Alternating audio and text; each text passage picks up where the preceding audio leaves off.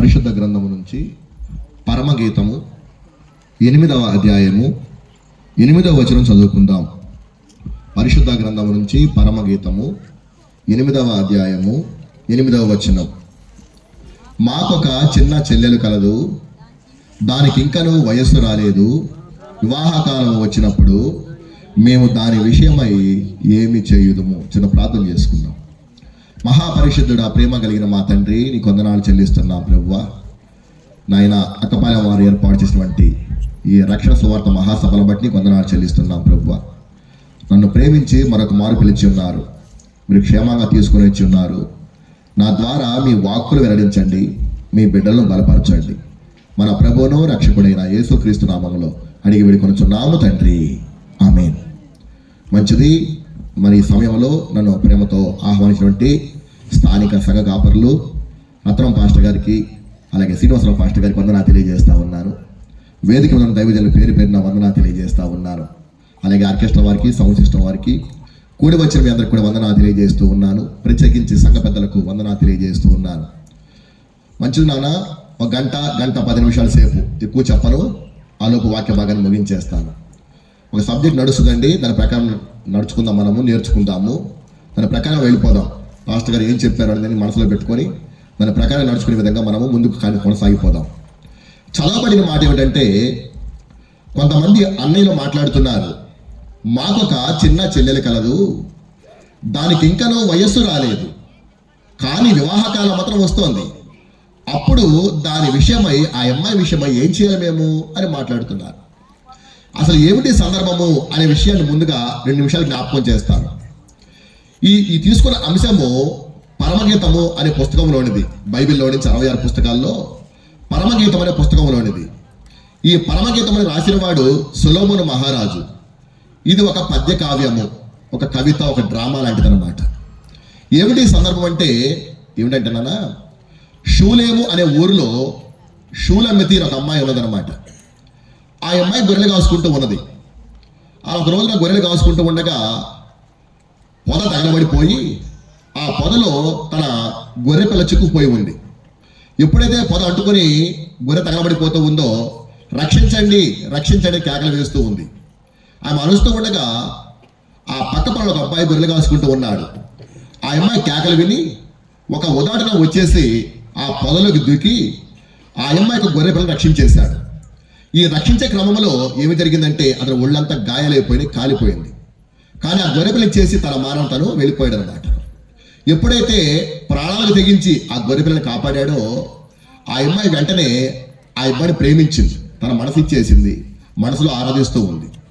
ఇలా ఉంటూ ఆ అబ్బాయి మళ్ళీ ఎప్పుడు కనపడలేదు, కానీ అమ్మాయికి మాత్రం మనసులో ఆ అబ్బాయికి మాత్రం చోటు ఉన్నది. ఇలా ఉంటూ ఉండగా ఒక రోజున సొలొమోను మహారాజు రథం మీద అలా వెళుతూ ఉన్నారు. వెళుతూ ఉండగా ఈ షూలమ్మది కనిపించింది. ఈ అమ్మాయి నల్లగా ఉంటుంది కానీ చాలా అందగత్తి అనమాట. చూడగానే సొలొమోనుకి మహారాజుకి పెళ్లి చేసుకున్న ఆలోచన కలిగింది. ఎందుకంటే సొలొమోను మహారాజుకి ఎవరు కనపడ్డా కూడా పెళ్లి చేసుకుందాం అనుకుంటాడు. అలా 1000 మందిని పెళ్లి చేసుకున్నాడు మనవాడు.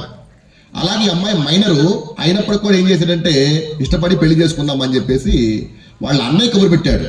వాళ్ళ అన్నయ్య పిలిపించుకున్నాడు. పిలిపించి, మీ అమ్మ నేను పెళ్లి చేసుకుంటాను అని చెప్పేసి అన్నాడు అనమాట. ఇక రాజుగారి పెళ్లి చేసుకుంటారంటే ఎవరుదంటారు, అది సరేనని చెప్పేసి ఇంటికి వచ్చేసి చెప్పారు, అమ్మా నేను రాజుగారు చూశారు, ఇష్టపడ్డారు, నేను రాణిగా చేసుకుంటారన్నారు, పెళ్లి చేసుకోమ్మా అని చెప్పేసి అన్నారు. అప్పుడు ఆ అమ్మాయి అంది, అన్నయ్య గారా, నేను ఒక అబ్బాయిని ప్రేమించాను, నేను ఇలా నా గొర్రెపిల్ల కాపాడితే అతని మనసు ఇచ్చేసాను, నేను అతను ఎలా ఉంటాడో కూడా నాకు తెలియదు, నాకు ఒకసారి నేను చూశానని చెప్పేసి అన్నమాట. అతను ఎవరో తెలియదు, అతన్ని ప్రేమించానంటున్నావు. ఇక తీరా గడప రాజుగారిని పెళ్లి చేసుకోమని ఒత్తిడి చేస్తా ఉన్నాడు. ఏం మా మాట వింటావా వినవా, నువ్వు రాజుగారిని పెళ్లి చేసుకో, ఆ అబ్బాయి మాకు తెలియదు అని చెప్పేసి అన్నారన్నమాట. కానీ ఆ అబ్బాయి మాత్రం మంకుపట్టి కూర్చుందన్నమాట. నేను మాత్రం పెళ్లి చేసుకుంటే ఆ అబ్బాయిని పెళ్లి చేసుకుంటాను, దొరికిందాక వెయిట్ చేస్తాను చెబుతాన్నమాట. నీ తెక్క ఎలా ఉందా అని చెప్పేసి ఆమెను ద్రాక్ష తోట కావలిగతిగా పెట్టారట. ఈ గొర్రెపిల్ల మానేసేసి ఏం చేశారంటే ద్రాక్ష తోటకు కావలిగతిగా నియమించేశారు. ఆ రోజుల్లో ద్రాక్ష తోట కావలివారంటే ఒక చిన్న చూపు అన్నమాట. ఎండకు ఎండాల, వానకు తడవాలి కాబట్టి అలా ఉంచేశారన్నమాట. అయినప్పుడు ఆమె సహించేసింది. ఈ లోపల రాజుగారు తెలిసిపోయింది, ఈ అమ్మాయి ఎవరు ప్రేమించిందట, నన్ను ఏమో ఇష్టపడ్డని చెప్పి. అప్పుడు కానీ అంతఃపురంలో కొంతమంది ఆడపిల్లలు ఉంటే వారి చేత రాయబారం పంపించేశాడు. వారు వచ్చేసి, రాజుగారు వీరుడు సూర్యుడు, నేను ఇష్టపడతాడు అలా చేయని చెప్పి అంటున్నారు. ఎంత చేసినప్పుడు కూడాను ఆ అమ్మాయి మాత్రము అతని మీదనే మనసు పెట్టిందనమాట. ఈ లోపల ఒత్తిడి ఎక్కువైపోతుంది అన్నయ్యలకి మాత్రం. ఒక పక్కేమో చెల్లేమో పెళ్లి ఒప్పుకోవట్లేదు, రాజుగారేమో పెళ్లి చేసుకుంటా అన్నాడు. ఏం చేయాలో తోచక వాళ్ళు అంటున్న మాట ఏమిటంటే, ఇప్పుడు అంటున్న మనతో చెప్తున్న మాట, మాకు ఒక చిన్న చెల్లెలు కలదు, వాస్తవం నాకు ఇంకా వయసు రాలే, కానీ ఇప్పుడు పెళ్లి చేసుకునే వివాహకాలం వచ్చేసింది, ఇప్పుడు దాని విషయమే ఏమి చెయ్యాలి అనే మాత్రం సందర్భాన్ని మనం జ్ఞాపకం చేసుకుంటున్నాం ప్రియదని పెట్టారా. హల్లెలూయా. ఇది కూలంకషంగా పరమగీత సబ్జెక్ట్ ప్రియదని పెట్టారా. అయితే దీని విషయం జ్ఞాపకం చేసుకొని మనకు అన్వయం చేసుకొని వాక్యపై మనం కొనసాగించుకుందాం. చదవబడిన మాట, మాకు ఒక చిన్న చెల్లెలు కలదు అని రాయబడింది. ఆ చిన్న చెల్లెలు సంఘానికి సాదృశ్యమైతే, సంఘానికి కొంతమంది అన్నయ్యలు ఉన్నారు. ఆ అన్నయ్యలు మాట్లాడుతున్నారు, మాకు ఒక చిన్న సంఘము కలదు అంటున్నారు ప్రియదని బిడ్డారు. ఎవరు ఆ అన్నయ్యలు అంటే రత్నం పాస్టర్ గారు, శ్రీనివాసరావు పాస్టర్ గారు అన్నమాట. ఏమండి, ఇప్పుడు సంఘములో కాపర్లు పాలిభాగస్తులు కాదా అంటే కానే కాదు ప్రియదని బిడ్డారు. అది ఒక చిన్న మాట చెప్తాం మీకు నేను. మనము సాదృశ్యంగా ఏం చెప్తామంటే, వరుడేమో యేసయ్య, వధువేమో సంఘము. పెళ్లి కుమారుడేమో యేసుప్రభువు వారైతే, పెళ్లి కుమార్తె ఏమో సంఘం అని చెప్తున్నాం మనము. మరి ఆ పెళ్లి కుమార్తెగా మా బడి కాపర్లు ఉండరా, సేవకులు ఉండరా అంటే ఉండరు ప్రియదని పెట్టారా. మేము మీ సంఘానికి వేరుగా ఉన్నవారం. ఎలాగంటారు చెప్పండి అంటారేమో. కొరింథీ 2వ పత్రిక 11వ అధ్యాయము 2వ వచనం చెప్తారు.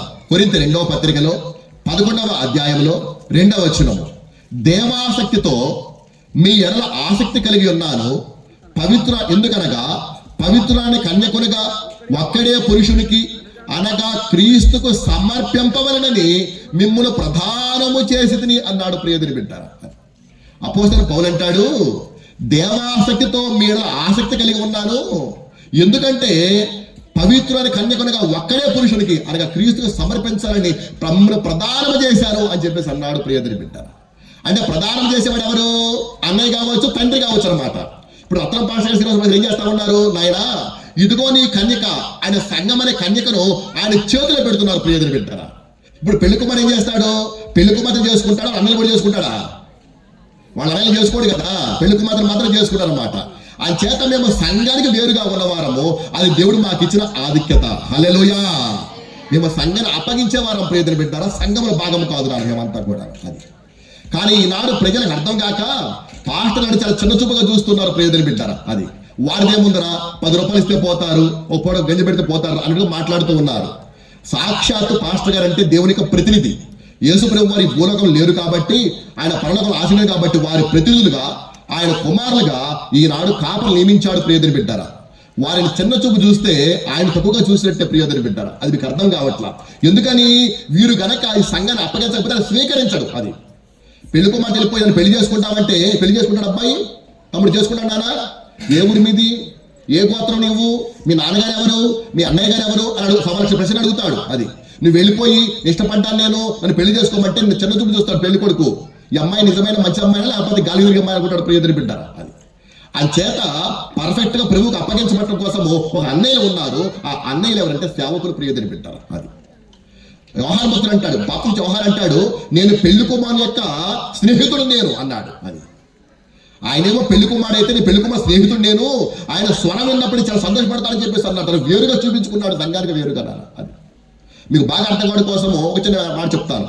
మీ అందరికీ బుద్ధి గల కన్యకలు, బుద్ధి లేని కన్యకల పాఠం తెలుసు. ఇప్పుడు అక్కడ ఏం రాయబడింది? పరలోక రాజ్యము పెళ్లి కుమారుడు ఎదుర్కొండకై దివిటీలు పట్టుకొని బయలుదేరిన 10 మంది కన్యకలు పోలి ఉండదని చెప్పేసి అన్నాడు. అందులో 5 బుద్ధి గల వారు, 5 బుద్ధి లేని వారు రాయబడింది. సరే, అందరూ కూడా నోళ్ళు తీసుకొని దివిటీలు వెళ్తున్నారు, వెళ్ళిపోయారు, అందరూ కూడా గవిట్లోకి వెళ్ళిపోయారు. పెళ్లి కుమారుడు ఆలస్యం చేయగా వారందరూ కూడా కునికి ఎదురుస్తున్నారు రాయబడింది ప్రియదని బిడ్డారా. ఇప్పుడు పెళ్లి కుమారుడు యేసయ్య అయితే, పెళ్లి కుమారుడు సంఘం అయితే, సంఘం ఎక్కడ ఉంటుంది? గదిలో ఉంటుంది. ఇప్పుడు సంఘం గదిలో ఉంటే, పెళ్లి కుమారుడు ఊరు గవిట్లో ఉంటే, ఆయన తీసుకురావడం కోసం కొంతమంది వెళ్తారు కదా, మరి వారెవరంటే సేవకులే ప్రియదని బిడ్డారా. ఒకవేళ సేవకులు కూడా సంఘం ఏమోలా గదిలో కూర్చోవాలి, వీళ్ళు కూడా. మరి వీళ్ళు గదిలో కూర్చుంటే కనుక సంఘంతో పాటు మరి ఆయన ఎవరు పట్టుకురావాలి? అని చేత సేవకులు అంటే వారు సంఘానికి వేరుగా ఉన్నారు. వారి ఆధిక్యత గొప్పది ప్రియదని బిడ్డారా. మీ దీవెనలు మీకుంటాయి, మా దీవెనలు మాకుంటాయి. మీ బహుమానాలు మీకుంటాయి, మా బహుమానాలు మాకుంటాయి. మీ దెబ్బలు మీకుంటాయి, మా దెబ్బలు మాకుంటాయి ప్రియదని బిడ్డారా. అది అర్థమవుతున్నానా? అంచేత ఈ అన్నయ్యలు ఎవరంటే నిస్సందేహముగా సేవకుల గురించి మాట్లాడుతూ ఉన్నారు. ఈ సేవకులు అంటున్నారు, నాన్న మాకు ఒక చిన్న సంఘము కలదు. అయితే ఈ సంఘానికి ఏమి రాదంటే వయస్సు రాలేదు ప్రియదని వింటారు. అది సంగతి అన్నమాట. అది ఈనాడు సంఘానికి ఏమి రాదంటే వయస్సు రావట్లా. అది వయస్సు రాలేదు, కానీ వివాహ కాలము రెండో రాకడ మాత్రం వస్తూ ఉంది. అది యేసయ్య మాత్రము త్వరగా దిగి వస్తూ ఉన్నాడు, రెండో రాకడ రాబోతా ఉంది ప్రియదని వింటారా. కానీ సంఘానికి మాత్రం ఏమి రావట్లేదు, వయస్సు రావట్లేదు చెప్పేసి అన్నాడు. అయితే ఇప్పుడు సంఘానికి ఏం కావాలా, వయస్సు రావాలా ప్రియదని వింటారు. అది పాస్టర్ గారు వయస్సు అంటే ఏమిటండి అంటే కనుక మీకు తెలిసిన మాటే. హెబ్రీ పత్రికలో 5వ అధ్యాయంలో 14వ వచనం చదువుదాం. హెబ్రీ పత్రిక 5వ అధ్యాయము 14వ వచనము. వయస్సు వచ్చిన వారు అని రాయబడి ఉంటుంది. అనగా ఫుట్నోట్లో ఏమున్నది, పరిపూర్ణులు అని రాయబడి ఉంటుంది. అది వయస్సు వచ్చిన అనగా ఏమన్నా ఫుట్నోట్ ఏముంది, పరిపూర్ణ అన్నమాట. అనగా వయస్సు అనగా పరిపూర్ణత. చెప్పడం సార్ నాన్న, గట్టిగా చెప్పండి అమ్మా, వినేవారు చెప్పండి నాన్న. వయసు అంటే ఏమిటానా, పరిపూర్ణత. వెరీ గుడ్, అది గుర్తుపెట్టుకోండి అన్నమాట. అది వేస్ట్ మాటలు ఏం చెప్పన్నా, బయట విషయాలు ఏం చెప్పండి నాన్న. అది నాలో దుష్ట దౌర్భాగ్యం అదే. అది 4 జోకులు వేయలేను, బయట విషయాలు చెప్పడం కూడా లేనమాట. అది నాకు వచ్చిన 4 మాటలు ఏమిటో 40 నిమిషాల్లో గంట చెప్పేసి వెళ్ళిపోతున్నంత వరకు అన్నమాట. మీరు మనసు పెట్టి వింటే వాక్యం బాగా అర్థమవుతుంది. అది అర్థమవుతామా. కాబట్టి సంఘానికి ఏమి రాలేదు, వయస్సు రాలేదు. వయస్సు అంటే ఏమిటినానా, పరిపూర్ణత రాలేదు. సంఘానికి పరిపూర్ణత రాలేదు, పెంచుటి రాలేదు ప్రియతని పెట్టారా. కానీ వివాహకాలం మాత్రము వస్తుంది. అంచేత ఇప్పుడు ఈనాడు సంఘానికి ఏం రావాలంటే పరిపూర్ణత కావాలి. మనం అందరం కూడా పరిపూర్ణులం కావాలి ప్రియతని పెట్టారు. అది పరిపూర్ణైన వాడు మాత్రం పరలోకానికి వెళ్తాడు. అది పరిపూర్ణత రాకపోతే మాత్రం ఏ ఒక్కడు కూడా పరలోకానికి వెళ్ళడు ప్రియతని పెట్టారు. అది సంగతి అన్నమాట. కాబట్టి వయసు రావాలి, పరిపూర్ణతలోకి రావాలి. అది హెబ్రీ గంధకర్త అంటాడు చూడానా. హెబ్రీ పత్రికలో 6వ అధ్యాయంలో 1వ వచనం చదువుదాం. హెబ్రీ పత్రిక 6వ అధ్యాయం 1వ వచనం. కాబట్టి నిర్జీవ క్రియలు విడిచి మారు మనసు పొందుటయు, దేవుని యందు విశ్వాసమును, బాప్తిస్మములకు వచ్చిన బోధయు, హస్త నిక్షేపణమును, మృదుల పునరుద్ధానమును, నిత్యమైన తీర్పు అను పునాది మరలా వేయక క్రీస్తును కూర్చిన మూలోపదేశం మాని సంపూర్ణులగుటకు సాగిపోదుము అన్నాడు ప్రియతని వింటారా. అది ఏమర్థమైందని ఏమన్నారా మీరు. కాబట్టి నిర్జీవ క్రియలు విడిచిపెట్టేసి మారు మనస్సు, విశ్వాసము, బాప్తిస్మము, హస్త నిక్షేపణము, మృత పునరుద్ధానము, నిత్యమైన తీర్పు, ఇది మూలోపదేశం. ఇది అలాంటివి అంతవరకు ఇదంతా కూడా. అది అస్తమాను కాకలను ఉంటావా, అతను ఆలోనే ఉంటావా, ఇక చదవ ఎప్పుడు కూడా నువ్వు ఎప్పుడు ఓడ తగ్గతేనా అంటున్నాడు ప్రియతని బిడ్డారా. అది ఇది మూలోపదేశం మాత్రమే. ఈ మూలోపదేశం మాని అస్తమాన విశ్వాసము, పునరుద్ధానము, బాప్తిస్మము, తీర్పు ఇలాగా మానేసి రాయలారా సంపూర్ణంగా రా బాబు, ఇంకా అంతకాలం ఉంటారా పిల్లల్లాగా అని చెప్పేసి అన్నాడు ప్రియతని బిడ్డారా. అది కాబట్టి చర్చి బడి చాలా కాలం అవుతుంది. మనమందరం సీనియర్ విశ్వాసం అందరూ కూడాను. కొత్తగా వచ్చిన ఎవరు కూడా ఉండి కాదాము, ఎవరు కొంటారు. కానీ కొత్త పాట పాడతాం, మనము కొత్త ప్రసంగాలు వింటూ ఉంటాము, కొత్త అన్ని కొత్త చేస్తాము. కానీ మనిషి మీద ఎదిగే లేకుండా పోతున్నమాట. మనిషి ఎదుగుతున్నాడు కానీ లోపల మెచ్యూరిటీ మాత్రం రావట్లేదు, పరిపూర్ణత రావట్లేదు. మనిషి ఎదిగితే మాత్రం పిల్లచాట్లుగా ఉండి పెళ్లి చేసుకుంటాడా, చేసుకోడు ప్రియతని బిడ్డారా. అంచేత సంఘానికి పరిపూర్ణత రావాలి. ఇవన్నీ మూలోపదేశం మానేసి అక్కడే ఉండకుండా పరిపూర్ణత సాగిపోమని చెప్పేసి అన్నాడు ప్రియతని బిడ్డారా. పాస్టర్ గారు చెప్పండి బాగానే ఉంది వ్యవహారము, ఎందుకు పరిపూర్ణ ఎవరండి అంటారేమో. ఆ విషయాలు జ్ఞాపకం చేసి వాక్య బాగా నేను ముగించేస్తాను. మీకు తెలిసినప్పటికీ కూడా కొన్ని విషయాలు మరల జ్ఞాపకం చేసుకో. వాక్యం అంటే తెలిసిందే, నేను కూర్చున్న వారికి అంటే గొప్పవాడిని ఏమి కాదు ప్రియతని బిడ్డారా. కాదే ఈరోజు వాక్యం చెప్పమని నాకు దేవుడు అవకాశం ఇచ్చాడు అంతవరకు అనమాట. దాన్ని బేస్ చేసుకుని మీకు కొన్ని విషయాలు నేను జ్ఞాపకం చేస్తాను. ఎవరు పరిపూర్ణుడు అనే విషయాన్ని జ్ఞాపకం చేసుకుంటే మొదటి మాట మనం చూద్దాం. మనము మొదటి మాట మత్తయి సువార్తలో 19వ అధ్యాయంలో 21వ వచనం చదువుదాం ప్రియతని బిడ్డారా. మత్తయి సువార్త 19వ అధ్యాయము 21వ వచనము. మనం అందరం కూడా పరిపూర్ణులు కావాలి. పరిపూర్ణులు కావాలంటే మొట్టమొదటి విషయం జ్ఞాపకం చేస్తాను. 4 విషయాలు చెప్తానండి. మొదటి విషయం జ్ఞాపకం చేస్తున్నాను. మత్తయి సువార్తలో 19వ అధ్యాయంలో 21వ వచనము.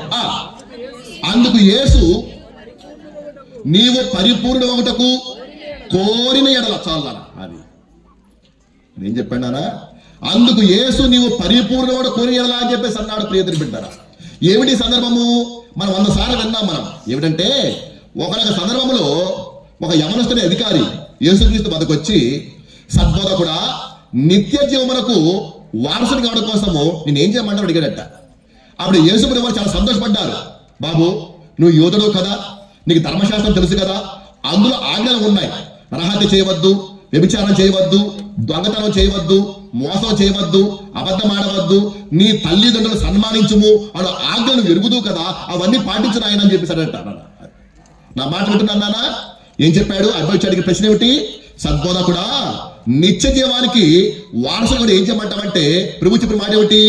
ఆజ్ఞలు ఉన్నాయి, రహత్య చేయబాకు, వ్యభిచారం చేయబాకు, దొంగతనం చేయవద్దు, మోసం చేయబాకు, అమ్మాయిని కూడా బాగా చూసుకున్నా అని చెప్పేసి అన్నాడు ప్రియదని బిడ్డారు. అప్పుడు ఆయపై ఏమన్నాడు అంటే, ఇవి నేను బాల్యమును అనుసరిస్తున్నానండి. కొత్తది ఏమని చెప్పండి పాస్టర్ గారు అంటున్నాను. అది మా చిన్నప్పుడే మా అమ్మ ఉగ్గుపంది నేర్పించేసింది. యూదులు తప్పనిసరి నేర్చుకోవాలి. ఒకటేమో ధర్మశాస్త్రము, రెండోదేమో వృత్తి విద్య. అది ఎంత గొప్ప ధనికుడైనా పేదవాడైనా సరే ఏం నేర్చుకోవాలి? ఒక విద్య నేర్చుకోవాలి, వృత్తి నేర్చుకోవాలి. అది ఎలాంటివైనా సరే. అందుకే అపోస్తలుల పౌలు గొప్ప ధనవంతుడు చరిత్ర ప్రకారము. కానీ డేరాలు కుట్టుకునే వృత్తిని ఎంచుకున్నాడు. ఎందుకని? ఆ రోజుల్లో అధమాధమ వృత్తి ఏమిటంటే డేరాలు కుట్టుకోవడం ప్రయోజనం వింటారు. అది మనం ఎలా చెప్పులు కుడతామో వాళ్ళు డేరాలు కుట్టుకుని అలాగనమాట. అది అంచేత వృత్తి విద్య నేర్చుకుంటారు. రెండోది ఏమో ధర్మశాల నేర్చుకుంటారు, వాళ్ళ అమ్మని నేర్పుతారన్నమాట. అది కాబట్టి అవి చిన్నప్పుడు పాటిస్తున్నానని చెప్పేసి అన్నమాట. అప్పుడు యేసుబాబు చాలా సంతోషపడ్డాడండి. అది బాబు ఇవన్నీ పాటిస్తున్నావా? చాలా సంతోషం నాయన. అయితే అంతా బాగుంది కాబట్టి, అయితే నువ్వు పరిపూర్ణత కోరుకున్నావు కాబట్టి, నీవు పరిపూర్ణత కావాలంటే ఒకే ఒక కొదువుగా ఉందని చెప్పేసి అన్నాడు. ఏమిటా కొదువ అంటే కనుక లూకాసు వార్తలో 18వ అధ్యాయంలో 22వ వచనం చదువుదాం. లూకాసు వార్త 18వ అధ్యాయము 22వ వచనం. యేసు విని నీకింకా ఒకటి కొదువుగా ఉన్నది, నీకు కలిగినవన్నీ నీకు కలిగినవన్నీ అమ్మి పేదలకిమ్ము, అప్పుడు పరలోకమందు నీకు ధనము కలుగును అని చెప్పాడు. చాలా అది యేసు విని ఏమన్నాడు? నీకింకా ఒకటి కొదువుగా ఉన్నది బాబు, నువ్వు అంతా బాగున్నావు కానీ నువ్వు పరిపూర్ణ కావాలంటే ఒక కొదువు ఉన్నది, ఆ కొదువు కూడా పోతే నువ్వు పరిపూర్ణం అయిపోతావు, ఫుల్ అన్నమాట, కంప్లీట్ మ్యాన్ అయిపోతావు అన్నాడు అన్నమాట. ఏమిటా కొదువా అంటే ఆ కొదువు తీరే మార్గం చెబుతా ఉన్నాడు. జాగ్రత్తగా ఆలకించండి. యేసు విని నీకింకా ఒకటి కొదువుగా ఉన్నది, నీకు కలిగినవన్నీ అమ్మి పేదలకిమ్ము, అప్పుడు పరలోకమందు నీకు ధనము కలుగుతుంది అని చెప్పేసి అన్నాడండి.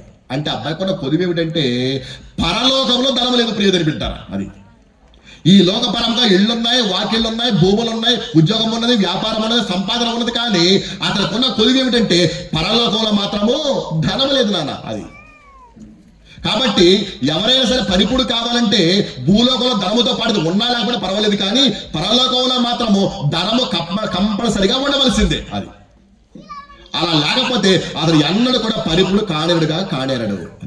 పాస్టర్ గారు ప్రభు వారు ఇక్కడే చెప్పారా, ఇక్కడ చెప్పారా? అసలు యేసు ప్రభు యొక్క మౌలికమైన బోధ కూడా ఇదేనమాట. ఏమిటంటారు? మత్తయి సువార్తలో 6వ అధ్యాయంలో 19వ వచనం చదువుదాం. మత్తయి సువార్త 6వ అధ్యాయము 19వ వచనము. భూమి మీద మీ కొరకు ధనమును కూర్చుకొనవద్దు, ఇక్కడ చిమ్మెటయు తుప్పును తినివేయును, దొంగలు కన్నము వేసి దొంగిలిదరు, పరలోకమందు మీ కొరకు ధనమును కూర్చుకునుడి అని చెప్పాడు ప్రియదని బిడ్డారు. అది ప్రభు యొక్క బోధ ఏమిటంటే, బాబులారా భూమి మీద మీకు ధనం సమకూర్చుకోబాకండి. ఒకవేళ కూర్చుకుంటే చేసే పని ఏమిటంటే మొట్టమొదటి చిమ్మెడ కొడుతుందని చెప్పేసి అన్నాడు. ఏమండి డబ్బులు చిమ్మెడ కొడతాయా? మీ 500 రూపాయల నోట్లని 100 రూపాయల నోట్లు కొట్టేప్పుడు చిమ్మెడ కొట్టాయా? మనం ఎప్పుడు చూడలేదు. అర్థం ఏంటంటే యూదులు తమ వేసుకునే వస్త్రాలను ధర్మగా ఎంచుకుంటారు. వారు వేసుకునే ఓదా రంగు వస్త్రాలు, సన్నపురార వస్త్రాలు ధర్మగా ఎంచుకుంటారు. అందుచేత ఈ వస్త్రాలని ఏదో రోజు చిమ్మెడ కొడతాయని చెప్పేసి అన్నాడు. 1,00,000 రూపాయల పట్టుచీర కొనుక్కున్నా అవి చిమ్మెడ కూడా చిరిగిపోతే అది వేసుకున్న పనికిరాదు ప్రియదని పెట్టారా. అందుచేత మీరు వస్త్రాలను ధర్మంగా ఎంచుకుంటారు కాబట్టి అవి చిమ్మెడ కొడతాయి అన్నాడు. రెండవదిగా లోహాలు దాచిపెట్టుకుంటే అవి తుప్పబట్టిపోతాయి. అది మూడవదిగా డబ్బులు దాచిపెట్టుకుంటే దొంగలు కన్నము వేసి దొంగిలిస్తారు. కాబట్టి మీరు చేయవలసిన పని ఏమిటంటే పరలోకమందు మీ కొరకు ధనమును సంపాదించుకోమని చెప్పాడు ప్రియదని బిడ్డ. రెఫరెన్స్ బలము కోసము లూకాసు వార్తలో 12వ అధ్యాయంలో 32వ వచనం చదువుదాం. లూకాసు వార్త 12:32. చిన్నమంద భయపడకుడి, మీకు రాజ్యం అనుగ్రహించుటకు మీ తండ్రికి ఇష్టమైనది కాగా మీకు కలిగినవని అమ్మి ధర్మము చేయడి, పాటగిలని సంచులను పరలోకమందు అక్షయమైన ధనమును సంపాదించుకునుడి అని చెప్పాడు ప్రియదని బిడ్డ. అంచేత ప్రభు చెప్పిన 2 సందర్భాల్లో కూడా 2 సువార్తలు కూడా ఏం చెప్పాడు? పరలోకములో ధనము సంపాదించుకోమని చెప్పాడు ప్రియదని బిడ్డ. అది అయితే ఏం చెప్తున్నారు పాస్టర్ గారు? మీరు పరిపూర్ణుడు కావాలంటే అవన్నీ పాటించాడు, కానీ ఈ పరలోకంలో మాత్రం అతనికి ధనము లేదు ప్రియదని బిడ్డ. ఆ ధనము సమకూరానికి చెప్పిన పని ఏంటంటే నీకు కలిగినవన్నీ ధర్మం చేసేసాయి అన్నాడండి. అంటే పరలోకంలో ధనం కాదు ఏం చేయాలి? మన కొంప కూడా మొత్తం అమ్మేసుకొని పేదవారికి ఇవ్వమంటారా? అర్థమదే అంటారా? కానే కాదు, అది అతనికి చెప్పాడు. మరి మనకే చెప్పాడు పాస్టర్ గారు. చూద్దాం, తిమోతి మొదటి పత్రికలో 6వ అధ్యాయంలో 18వ వచనం చదువుదాం. తిమోతి మొదటి పత్రిక 6వ అధ్యాయము 18వ వచనము. వారు వాస్తవమైన జీవమును సంపాదించుకునే నిమిత్తము రాబోవు కాలములకు మంచి పునాది తమ కొరకు వేసుకొనుచు, ఒకటి మేలు చేయువారును సత్క్రియలు అను ధనము గలవారును ఔదార్యము గలవారును తమ ధనములో ఇతరులకు పాలిచ్చు వారినే ఉండవలని వారికి ఆజ్ఞాపించుచున్నాను అన్నాడు. ప్రియదేవుని బిడ్డలారా, అది వారు వాస్తవమైన జీవం సంపాదించుకోవాలంటే రాబోయే కాలం పునాది ఇక్కడే వేసుకోవాలట. అది ఏమిటా పునాది అంటే 4 విషయాలు చెప్పాడు. 1 మేలు చేయాలి, 2 సత్క్రియలు చేయాలి, 3 ఔదార్యం కలిగి ఉండాలి, 4 తమ ధనములో ఇతరులకు పాలిచ్చువారుగా ఉండాలని చెప్పేసి అన్నాడు. ఏమర్థమైంది? ఒక ముఖం కూడా అర్థం కాలేదు ప్రియదేవుని బిడ్డలారా. అది అర్థం ఏమిటంటే ఈ 4 విషయాలు క్రోడీకరిస్తే 3 విషయాలు వస్తాయండి. బైబిల్ దాటి పోనండి, నేను ఒకవేళ అనుమానం వస్తే ఇక్కడే కూర్చుంటాను, వచ్చి అడగండి ప్రియదేవుని బిడ్డలారా. ఈ 4 విషయాలు క్రోడీకరిస్తే 3 విషయాలు వస్తాయి. ఏమిటంటే 1 దేవునికి ఇచ్చిన ధనము, 2 సేవకునికి ఇచ్చిన ధనము, 3 పేదవానికి ఇచ్చిన ధనము. ఈ 3 పరలోకములో ధనముగా సమకూర్చబడతాయి. గట్టిగా స్తోత్రం చెప్పండి, హల్లెలూయా. ఒకవేళ వింటున్న వారు స్తోత్రం చెప్పడం సార్, నాన్న వెనకాల కూర్చున్న వాడు మేము వాక్యం వింటున్నాం పాస్టర్ గారు అన్నవాడు చేతులు ఎత్తండి, స్తోత్రం చెప్పడం ఒకసారి. నిజమేనంటారా? అది అవును తెరప అక్కడ ఒక గంట సేపు చెప్తాను రా, ఇబ్బంది పెట్టను. అది నా మాట స్పష్టంగా అర్థమవుతుంది కదా మీకు. అది కాబట్టి నాన్న పరిపూర్ణుడు కావాలంటే ఆ అబ్బాయి అన్ని పాటిస్తుంది, కానీ పరలోకంలో మాత్రము ధనము లేదు. ఆ ధనము సంపాదించుకోవాలంటే ఆయన చెప్పిన మాట ఏమిటంటే 1 దేవునికి ఇవ్వు, 2 సేవకునికి ఇవ్వు, 3 పేదవానికి ఇవ్వు అని చెప్పేసి అన్నాడండి. ఈ అబ్బాయి విషయం ఏంటి? వాస్తవానికి ఇతను చాలా నీతిమంతుడండి. అతను మంచిగా చర్చికి వస్తాడు, చక్కగా వాక్యం వింటాడు, నీతిగా బతుకుతాడు, 10 రూపాయలు కానుకేస్తాడు, వెళ్ళిపోతాడు, అంతవరకు చూసుకుంటున్నాడు అనమాట. కానీ సేవకుని పిలిచి ఒకనాడు భోజనం పెట్టేవాడు కాదు, ఒక వస్త్రం ఇచ్చేవాడు కాదు, ఒక కానుక ఇచ్చేవాడు కాదు ప్రియదేవుని బిడ్డలారా. తర్వాత ఎంగిలి చేత్తో కాకి నిద్రించేవాడు కూడా కాదు, భేదవాడు వస్తే కనీసం 1 రూపాయి కూడా దానం చేసేవాడు కాదు ప్రియదేవుని బిడ్డలారా. అలాగే యేసుప్రభు తిట్టలేదండి. తిట్టకుండా బాబు నీకు తెలియదేమో, నా మట్టుకున్న నీతిగా కూడా సరిపోతా అనుకున్నావేమో, కుదిరే పని కాదు నాయన, నీ కోసం సేవకులు కష్టపడతా ఉన్నారు, నీతి వాక్యాలు బోధిస్తా ఉన్నారు, కాబట్టి వాళ్ళు చూసుకోవాల్సిందే అన్నాడు. 2వదిగా బేదలు దేశంలో ఉంటారు, వారు మనం కాకపోతే ఎవరు చూస్తాడు, కాబట్టి చెయ్యి చాపు, ఖచ్చితంగా ధనం ఇవ్వు అని చెప్పాడు ప్రియదేవుని బిడ్డలారా. కానీ ఈ అబ్బాయి మాత్రం ఏం చేస్తా ఉన్నాడు? తనకు తాను బాగుంటాడు, కానీ ఆ విధంగా చేయట్లా. కాబట్టి నువ్వు పరిపూర్ణ కావాలంటే, నీకు పరిపూర్ణత రావాలంటే పరలోకంలో కూడా ధనము సమకూర్చుకోమని చెప్పాడు నాన్న. కాబట్టి నీ చెప్పిన వాక్యం మీకు ఏమర్థమైంది? ఇప్పుడు వాకి మనసు పెట్టి వింటే కనుక, అమ్మ వినే మనసు కనుక లేకపోతే కనుక ఇక్కడ రావడం దండగా ప్రియదేవుని బిడ్డలారా. అది నిక్కమైన మంచి నేల మొక్కటి చాలు, తలుపు వెలుగురు వాళ్ళు తట్టడే అన్నట్టుగా వాక్యం వాళ్ళు 10 మంది ఉంటే చక్కగా ఉంటే హ్యాపీగా ఉంటుంది నాకు. అది 1000 మంది వచ్చేసి 500 మంది వచ్చేసి వాక్యం రాకపోతే ఏమాత్రం ఉపయోగం లేదు. కొంతమంది ఇష్టసారంగా ఉంటున్నారు, కొంతమంది చూస్తున్నారు. అది తెలుగు భాష మాట్లాడుతున్నాను ప్రియదేవుని బిడ్డలారా. అది కాబట్టి వాక్యం గమనం చేసుకోవాలి.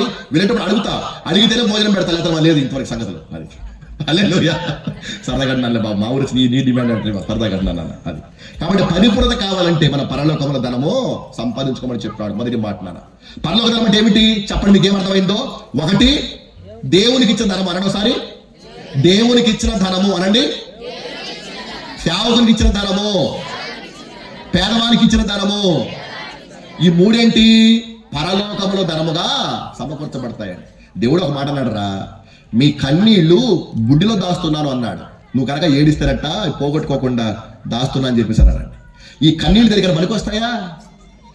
దేనికి పనికిరాని కన్నీటి దేవుడు విలువ కడితే నువ్వు ఇచ్చినటువంటి ధనానికి డబ్బు విలువ కట్టడా? ఖచ్చితంగా విలువ కడతాడు ప్రియదేవుని. నేను ఒక చోట చెప్పాను, మరలా మీకు జ్ఞాపకం చేసి వినొచ్చు, తప్పలేదు. ఒక 2 ఉన్నారట, ఒక ధనవంతురాలు ఉందట, ఆమె వద్ద ఒక పని మనిషి కూడా ఉందట. ఇద్దరు కూడా క్రైస్తవులే, ఇద్దరు చనిపోయారు, పరలోకం వెళ్ళిపోయారు. వెళ్ళిన తర్వాత దూత వచ్చి ఆ ధనవంతురాలు పిలుచుకొచ్చేసి ఇలా రామ్మ అని చెప్పేసి, ఇది మీ సంఘంలో ఉన్న మరియమ్మ గారి ఇల్లు, ఇది మార్తమ్మ గారి ఇల్లు అని చెప్తుందట. చూపిస్తూ ఒక పెద్ద 7 అంతస్తుల భవంతిని చూపించి, ఇది నీ దగ్గర పనిచేసే పని మనిషి ఇల్లు అని చెప్పిందట. అప్పుడు ధనవంతుడు ఆశ్చర్యం కలిగింది, అబ్బా నా దగ్గర పనిచేసే పని మనిషికే ఇంత గొప్ప భవంతి ఉంటే నాకెంత ఇల్లు ఉంటుందని చెప్పేసి నా ఇల్లు ఎక్కడా, నా ఇల్లు అడుగుతున్నట్ట. చూపిస్తా ఉండు అని చెప్పి ఒక చివరి తీసుకెళ్ళిపోయి ఒక చిన్న పూరి గుడిసె చూపించి ఇదే నీ ఇల్లు అని చెప్పిందట. అప్పుడు ఆ ధనవంతురాలకి ఆశ్చర్యం కలిగింది, కోపం వచ్చేసింది. ఇదేమిటి, నా దగ్గర పనిచేసే పని మనిషికి ఏమో ఇంత గొప్ప భవంత, నాకేమో ఇంత కూరి గుడిసా, ఇదేమి అన్యాయం అని ప్రశ్నించిందట. అప్పుడు దేవుడు ఆ దూత చెప్పాడట, ఇందులో న్యాయ అన్యాయాల ప్రసక్తి ఏమి లేదండి. భూలోకం నుంచి నువ్వు పంపించిన డబ్బుతోటి గుడిసె కట్టాము, ఆమె పంపించిన డబ్బుతోటి ఈ భవంతి కట్టామన్నారట. హల్లెలూయా గట్టిగా చెప్పడం ప్రియదని పెట్టారా.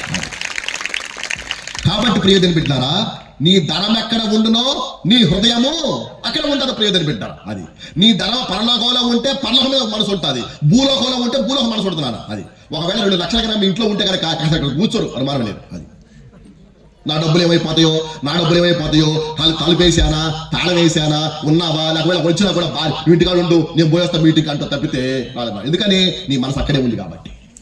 అది నీ ధనం పరలోకంలో ఉంటే నీ చూపంతా పరలోకం మీద ఉంటుంది ప్రియదని పెట్టారా. హల్లెలూయా. కాబట్టి మన పరలోకం ధనాన్ని మనము సంపాదించుకోవాలి. పాస్టర్ గారు ధనం ఇక్కడ సరిపోద్ది కదా, అక్కడ ఎందుకు అంటారేమో, అక్కడ కూడా ఉండాలి నాన్న, అక్కడ ఉండాలి, చాలా కాలం ఉండాలి. కాబట్టి ఉదాహరణ చెప్తాను. సపోజ్ మీ అక్కపాలెం గ్రామంలో ఒక చాలా పేదవాడు అనుకుంటాం, అతనికి ఇక్కడ చెంటు భూమి కూడా లేదు, చిన్న ఇల్లు కూడా లేదు. అతనికి కాస్త మంత్రులు వచ్చేసి దుబాయ్లో ఉద్యోగం వచ్చిందట. నెలకు ₹1,00,000 జీతము, 10 సంవత్సరాల కాంట్రాక్ట్ అనమాట, 10 ఏళ్ళు ఉండొచ్చు అనమాట. ఈ అబ్బాయి ఏం చేయాలి, అక్కడ వెళ్ళిన తర్వాత ₹1,00,000 వస్తుంది కాబట్టి 50,000 ఖర్చు పెట్టుకొని ₹50,000 దాచిపెట్టుకోవాలి. 10 ఏళ్ళు గడిచిపోయాక మిగిలిన 50-60 లక్షలతోటి మీ ఊరు వచ్చి అసలు మంచి ఇల్లు కట్టుకొని పొలం కొనుక్కొని తన జీవితాన్ని కొనసాగించాలి. కానీ అబ్బాయి ఏం చేశాడు, దుబాయ్ వెళ్ళిపోయిన తర్వాత వచ్చిన ₹1,00,000 వచ్చినట్టుగా మొత్తం కాజేసుకున్నాడండి. అది ₹1 కూడా లేకుండా కట్టుబడంతో మరలా అక్కపాలెం వచ్చేసాడు. ఇప్పుడు మీరు ఏమంటారు చెప్పండి, ఎరా దుబాయ్ వెళ్ళావా, ₹1,00,00,000 సంపాదించావా, ₹1 కూడా ఇక్కడికి వచ్చేసావా, ఇక్కడ నీ అంత బుద్ధిహీనుడు, బుద్ధి తక్కువడు ఊరు మొత్తం లేడురా అని చెప్పి సాక్షేపిస్తున్నారు. ఎందుకు బుద్ధిహీనుడు అతను, అక్కడ ఉండవలసి 10 సంవత్సరాలు, ఇక్కడ ఉండవలసి చచ్చిపోయిన వరకు కూడా ఉండాలి ప్రియదని పెట్టారు. అలాగే మన భూమి మీద పరదేశులుగా ఉన్నాము, యాత్రలుగా ఉన్నాము నాన్న, ఒకనాటికి జీవితం విడిచిపెట్టి మనం వెళ్ళిపోవలసిందే. కాబట్టి అక్కడ మనము ధనాన్ని మనము సంపాదించుకోవాలి ప్రియదని పెట్టారా. అలా సంపాదించుకున్న వాడు ఏమవుతాడంటే పరిపూర్ణుడు అవుతాడు నాన్న. హల్లెలూయా గట్టిగా చెప్పమ్మా, హల్లెలూయా. కాబట్టి మొట్టమొదట పరిపూర్ణత కావాలంటే పరలోకాల ధనం మనము సంపాదించుకోవాలి ప్రియదని పెట్టారు. ఒక చిన్న మాట ముందుకు వెళ్ళిపోతానండి. ఒక అతనికట్ట 100 ఎకరాల పొలం ఉందట, బైబిల్లోనే విస్తారంగా పండిందట. గోడలు కట్టించేసుకున్నాడు, గాలి కట్టించేసుకున్నాడు. అంటున్నాడు, నా ప్రాణముతో నా ప్రాణమా తినుము, త్రాగుము, సుఖించుము, సంతోషించుము అని చెప్పేసి అనుకున్నాడండి. అప్పుడు దేవుడు ఏమన్నాడు, అయితే వెర్రివాడా, ఈ రాత్రి నీ ప్రాణము అడుగుచున్నారు అది సంగతి. అది నీ పనికిమ ప్రాణం ఆయన ఎందుకు అడుగుతాడు రా, నీ దిక్కుమల ప్రాణం ఆయనకెందుకు, ఏం చేసుకుంటాడు ఆయన. దుష్టుడు మరణమునందు చేత నాకేమైనా సంతోషం కలుగునా, అతను బ్రతుకు దిద్దుకొని మనసు మార్చుకోవాలి కదా నాకు సంతోషం అని చెప్పేసి అన్నాడు. ఇప్పుడు అదేమనుకున్నాడు, విస్తారంగా పండింది, గోడలు గడించేసుకున్నాను అని చెప్పేసి అనుకున్నాడు. దేవుడేమో వెర్రివాడా అంటున్నాడు. అతను వెర్రివాడా, ఈ రాత్రి ప్రాణం పోతే ఏమవుతుందండి. పేదరు గారు, మీ పేరు ఏం పేరు అన్నారు, పేదరు గారు, ఏమవుద్ది ప్రాణం పోతే, ఏమవుతుంది మాకు. ఇప్పుడు నాకు 10 ఎకరాల పొలం ఉందండి, నాకు 2 కొడుకులు ఉన్నారు, చచ్చిపోయి పోవడం ఏమవుద్ది, నా సంపాదన ఏమవుద్ది, నా కొడుకులు అవుద్ది, పెద్ద విషయం అదేమన్నా. పిల్లలు వెనక భార్య కూడా పిల్లలు ఉంటారు, అనుభవిస్తారు వాళ్ళే. ఎందుకు వెర్రివాడు కింద చెప్తున్నాడు, దేవుని కొరకు కాక తన కొరకే సమకూర్చుకున్నాడు బుద్ధిహీనుడు అది సంగతి. అందుకు వెర్రివాడు వాడు. అది ఎందుకని, ఇక్కడ చచ్చిపోయి బాగానే ఉందని సంపాదించుకున్నాం, అనుభవిస్తున్నాము, మరి అక్కడ ఏం చేస్తాయి, గడిదంటావు అక్కడ అంటున్నాడు ప్రియదని పెట్టారా. అందుకు వెర్రివాడు నాన్న. అది అంతెందుకు మీకు బాగా అంత కూడా అవసరం లేదు, కానీ వద్ద చెప్తాను రా. మీరు అందరూ చెరుకు కూడా వెళ్తారుగా, మిరపకాయలకు చెరుకు కూడా వెళ్తారుగా, వీళ్ళు ఏం చేస్తారు, శుభ్రంగా తిని తాగొస్తారా, వస్త్రత ఏం చేస్తారు, డబ్బులు తెచ్చుకుంటారు. రాకుండా వచ్చేది ఏమంటారు మిమ్మల్ని, ఢిల్లీ లేవా, రూపాయలు లేకుండా వచ్చావా, పోయి అక్కడ దొక్కపోయి అక్కడ కృష్ణాలో అంటాం మనం. అది ఎందుకని బుద్ధిహీనులు కాబట్టి ప్రయోజనం పెట్టారు. అది కాబట్టి నాన్న పరలోకం ధనము సంపాదించుకుని వాడే పరిపూర్ణుడు అనే వాక్యం మనకి సెలవిస్తాం. మొదటి మాట. రెండోది మనం చూద్దాం నాన్న, మత్తయి సువార్తలో 5వ అధ్యాయంలో 48వ వచనం చదువుతాం. ఎవరి పరిపూర్ణ మాట, మత్తయి సువార్త 5వ అధ్యాయము 48వ వచనం. హల్లెలూయా స్తుతి మహిమ ఎల్లప్పుడు, చేతులు కలపండి, పాడబడండి. అది హల్లెలూయా స్తుతి మహిమ ఎల్లప్పుడు,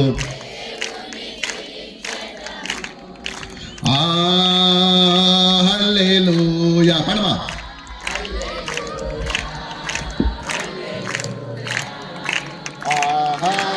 హల్లెలూయా హల్లెలూయా స్తుతి మహిమ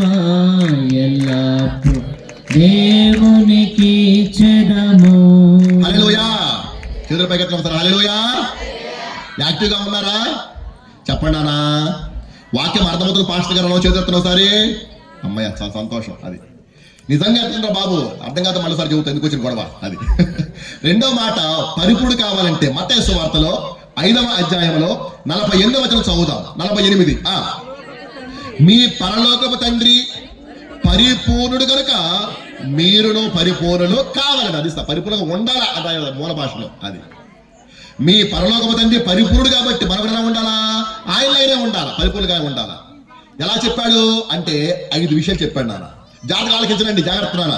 అది 5 విషయాలు చెప్పాడు, మీకు తెలిసినవే. ఏం చెప్పాడంటే 1 నరహత్య అని ప్రస్తావించిన విషయాలు, 2 వ్యభిచారము, 3 అప్రమాణము, 4 ప్రతీకారము, 5 శత్రుద్వేషము అనే విషయాలు చెప్పాడండి. అది 1 నరహత్య, 2 వ్యభిచారము, 3 అప్రమాణము, 4 ప్రతీకారము, 5 శత్రుద్వేషము అనే విషయాలు చర్చించాడు అక్కడ అన్నమాట. ఏం చెప్పాడు? సింపుల్ గా మాట. మొదటి మాట ఏమిటంటే నరహత్య చేయవద్దు అని చెప్పిన మాట మీరు విన్నారు కదా. నేను చెప్పేది ఏమిటంటే నువ్వు పరిపూర్ణ కావాలంటే ఒకడు హత్య చేసి కాడనే కాదు అబ్బాయి, తన సహోదరుని ద్వేషించు వాడే నరహంతకుడు అన్నాడు నాన్న. అది ఒక మనిషిని చూసుకొని ప్లాన్ వేసి వాడు చంపడమే నరహత్య. ఆ రోజులు తప్పు, పాపము. ఇప్పుడు నేను చెప్పేది ఏమిటంటే తన సహోదరుని ద్వేషించువాడే నరహంతకుడు. ప్రియతని పెట్టారా? ఆ ద్వేషము లేనివాడే పరిపూర్ణుడు. హల్లెలూయా. గట్టిగా చెప్పడం హల్లెలూయా. ఏదన్నానా? ద్వేషం పడినవాడే మనిషిని చంపేసేటక్కట. అది ఈనాడు ద్వేషం ఉందా మీకు అంటే ఉంది. అది చాలా మంది ద్వేషం ఉందన్నమాట. సంబంధం లేని వ్యక్తిపై ద్వేషం ఉంది మనకి. 5 పాటలు మాట్లాడుతున్నామో. కొంతమందికి ఏమో జగన్ అంటే ద్వేషము, కొంతమంది చంద్రబాబు ద్వేషం అనమాట. అది ఇలా కొంపలేదు కూల్చినట్లు లెక్క అనమాట. అది ఇలా మొహాలు తగలట్ట. అది చచ్చిపోతే బాగుంటుంది కోరుకుంటున్నానండి. అది తెలియగలుగుతాను. మీకు ఏం చేశారు? ఇంటికి వచ్చారా? మిమ్మల్ని పాడు చేశారా? ఏం చేశారంటే లేదు, అకారణ ద్వేషం ప్రియదని పెట్టారా? వాడు చస్తే బాగుండు, వాడు చస్తే బాగుండు. కొంతమంది వాళ్ళు అకారణ ద్వేషం పెంచుకుంటారు, పైకి అభివృద్ధి పొందే చాలా మాటలు. వీడు ఎడపోతాడో ఏంటో, విడిపోతాడని చెప్పేసి అకారణ ద్వేషం ప్రియదని పెట్టారా? అది నువ్వు నిజమైన క్రైస్తవుడు అయితే, నీతిమంతుడు అయితే, నువ్వు పరిపూర్ణమైతే ఎవరి మీద దుష్కారణంగా ద్వేషం పడటానికి వీల్లేదు నాన్న. అసలు ద్వేషమే కూడదు ప్రియదని పెట్టారు. అది యేసుప్రభు వారండి. యేసుప్రభు వారిని పట్టుకోవడానికి వచ్చారట యెచ్చెమని తోటలో. మీకు తెలుసు కదండి. వస్తే ఆయన ఎవరో గుర్తుపట్టలేకపోయారట. యేసుప్రభు వారు ఎవరో గుర్తుపట్టలేకపోయారట. 3-4 సంవత్సరాల పాటు వారి మధ్య తిరుగుతూ అద్భుతాలు చేస్తూ వేల మంది వెంబడిస్తూ ఉన్నప్పుడు కూడాను ఆ సైనికులు ఆయన గుర్తుపట్టలేకపోయారు. ఎందుకని? 12 మంది శిష్యులు అలాగే ఉండిపోరు ప్రియతని పెట్టి, ఆయన ఒకటిగా ఉండిపోయాడు. అది అంత సామాన్యుడు యేసయ్య. అది యేసయ్య అంత నిరాడంబరుడు, అంత సామాన్యుడు ప్రియతని పెడతారు. అది అర్థమవుతున్నాడా?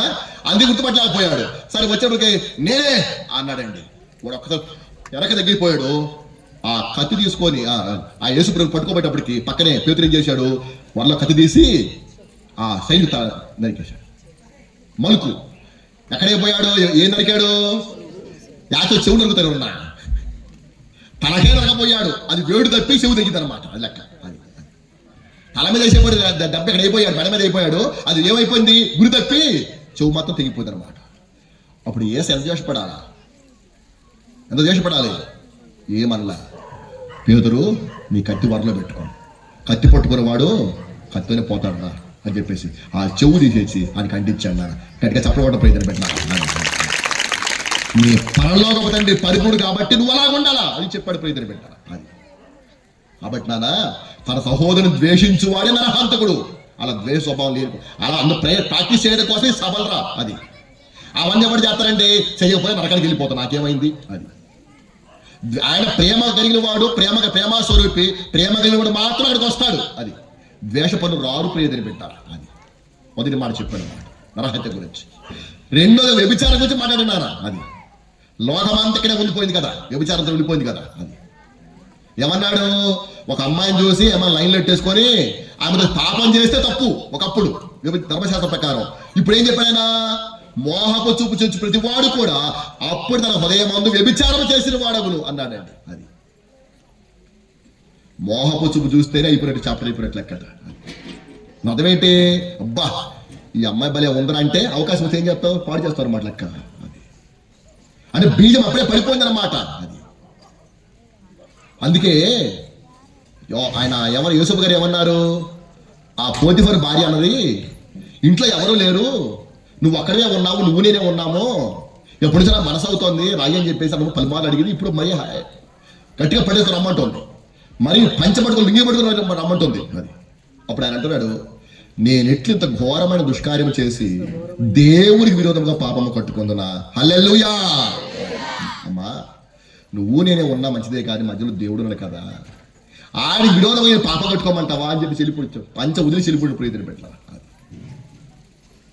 అదే మనమైతే మామూలుగా ఆ పొర బ్యాచ్ అయితే, నేను కాలేజీలో పనిచేసేటోడిని, నా కాలేజీలో 14 మంది 100 మంది ఉండేవారు మాట. ఇప్పుడు కాదు, నేను 10 ఏళ్ల కింద వదిలేసానులేండి. అది వాళ్ళ మాట వెంటనే ఉంటాం, అందుకని వాళ్ళ మాటలని లెక్కలేదు. ఈ రోజులు ఎవరికి లెక్కలేదు కదా. అది వెళ్దాం పదా షికారు కంటే మా బాబాయ్ చూస్తాడేమో, మా మావయ్య చూస్తాడేమో, మా నాన్న చూస్తాడేమో అని చూడకపోతే వెళ్ళిపోతాం అన్నమాట.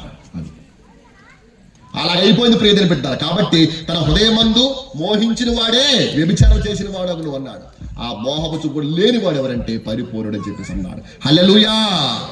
యేసయ్య మన వలె శోధింపబడినను ఆయన పాపము చేసిన వాడు కాదు. 33 సంవత్సరాల వ్యక్తి అండి, 30 ఏళ్ళ ఎవరిస్తున్న ప్రియతని పెట్టారా, కానీ ఒక్క తప్పు కూడా చూపించలేకపోయినాడు. అది మన వల్ల అన్ని కోరికలు ఉన్నాయి, ఆయనకి అన్ని ఆశలు ఉన్నాయి, కానీ ఆయన ఏం చేసి నిలబడిపోయాడు. నాన్న అది 3వ మాట అప్రమాణం అని. అమ్మ ఎందుకు మాట పడలేస్తారా? అది తోగొచ్చేయండి. అప్రమాణం అని చెప్పేసి అన్నాడు. నీ మాట అవునంటే అవును, కాదంటే అంత మిత్తే దుష్టు నుంచి పుట్టింది అనమాట. అది మొన్న అందరము అప్రమాణికం అయిపోయాం. మొన్న రీసెంట్గా ఎప్పుడు ఓడి డబ్బు తీసుకున్నప్పుడు వాళ్ళిస్తే తీసుకున్నాం, వీళ్ళిస్తే తీసుకున్నాం, ఎవరికి వేసావు మనకే తెలియదు అనమాట.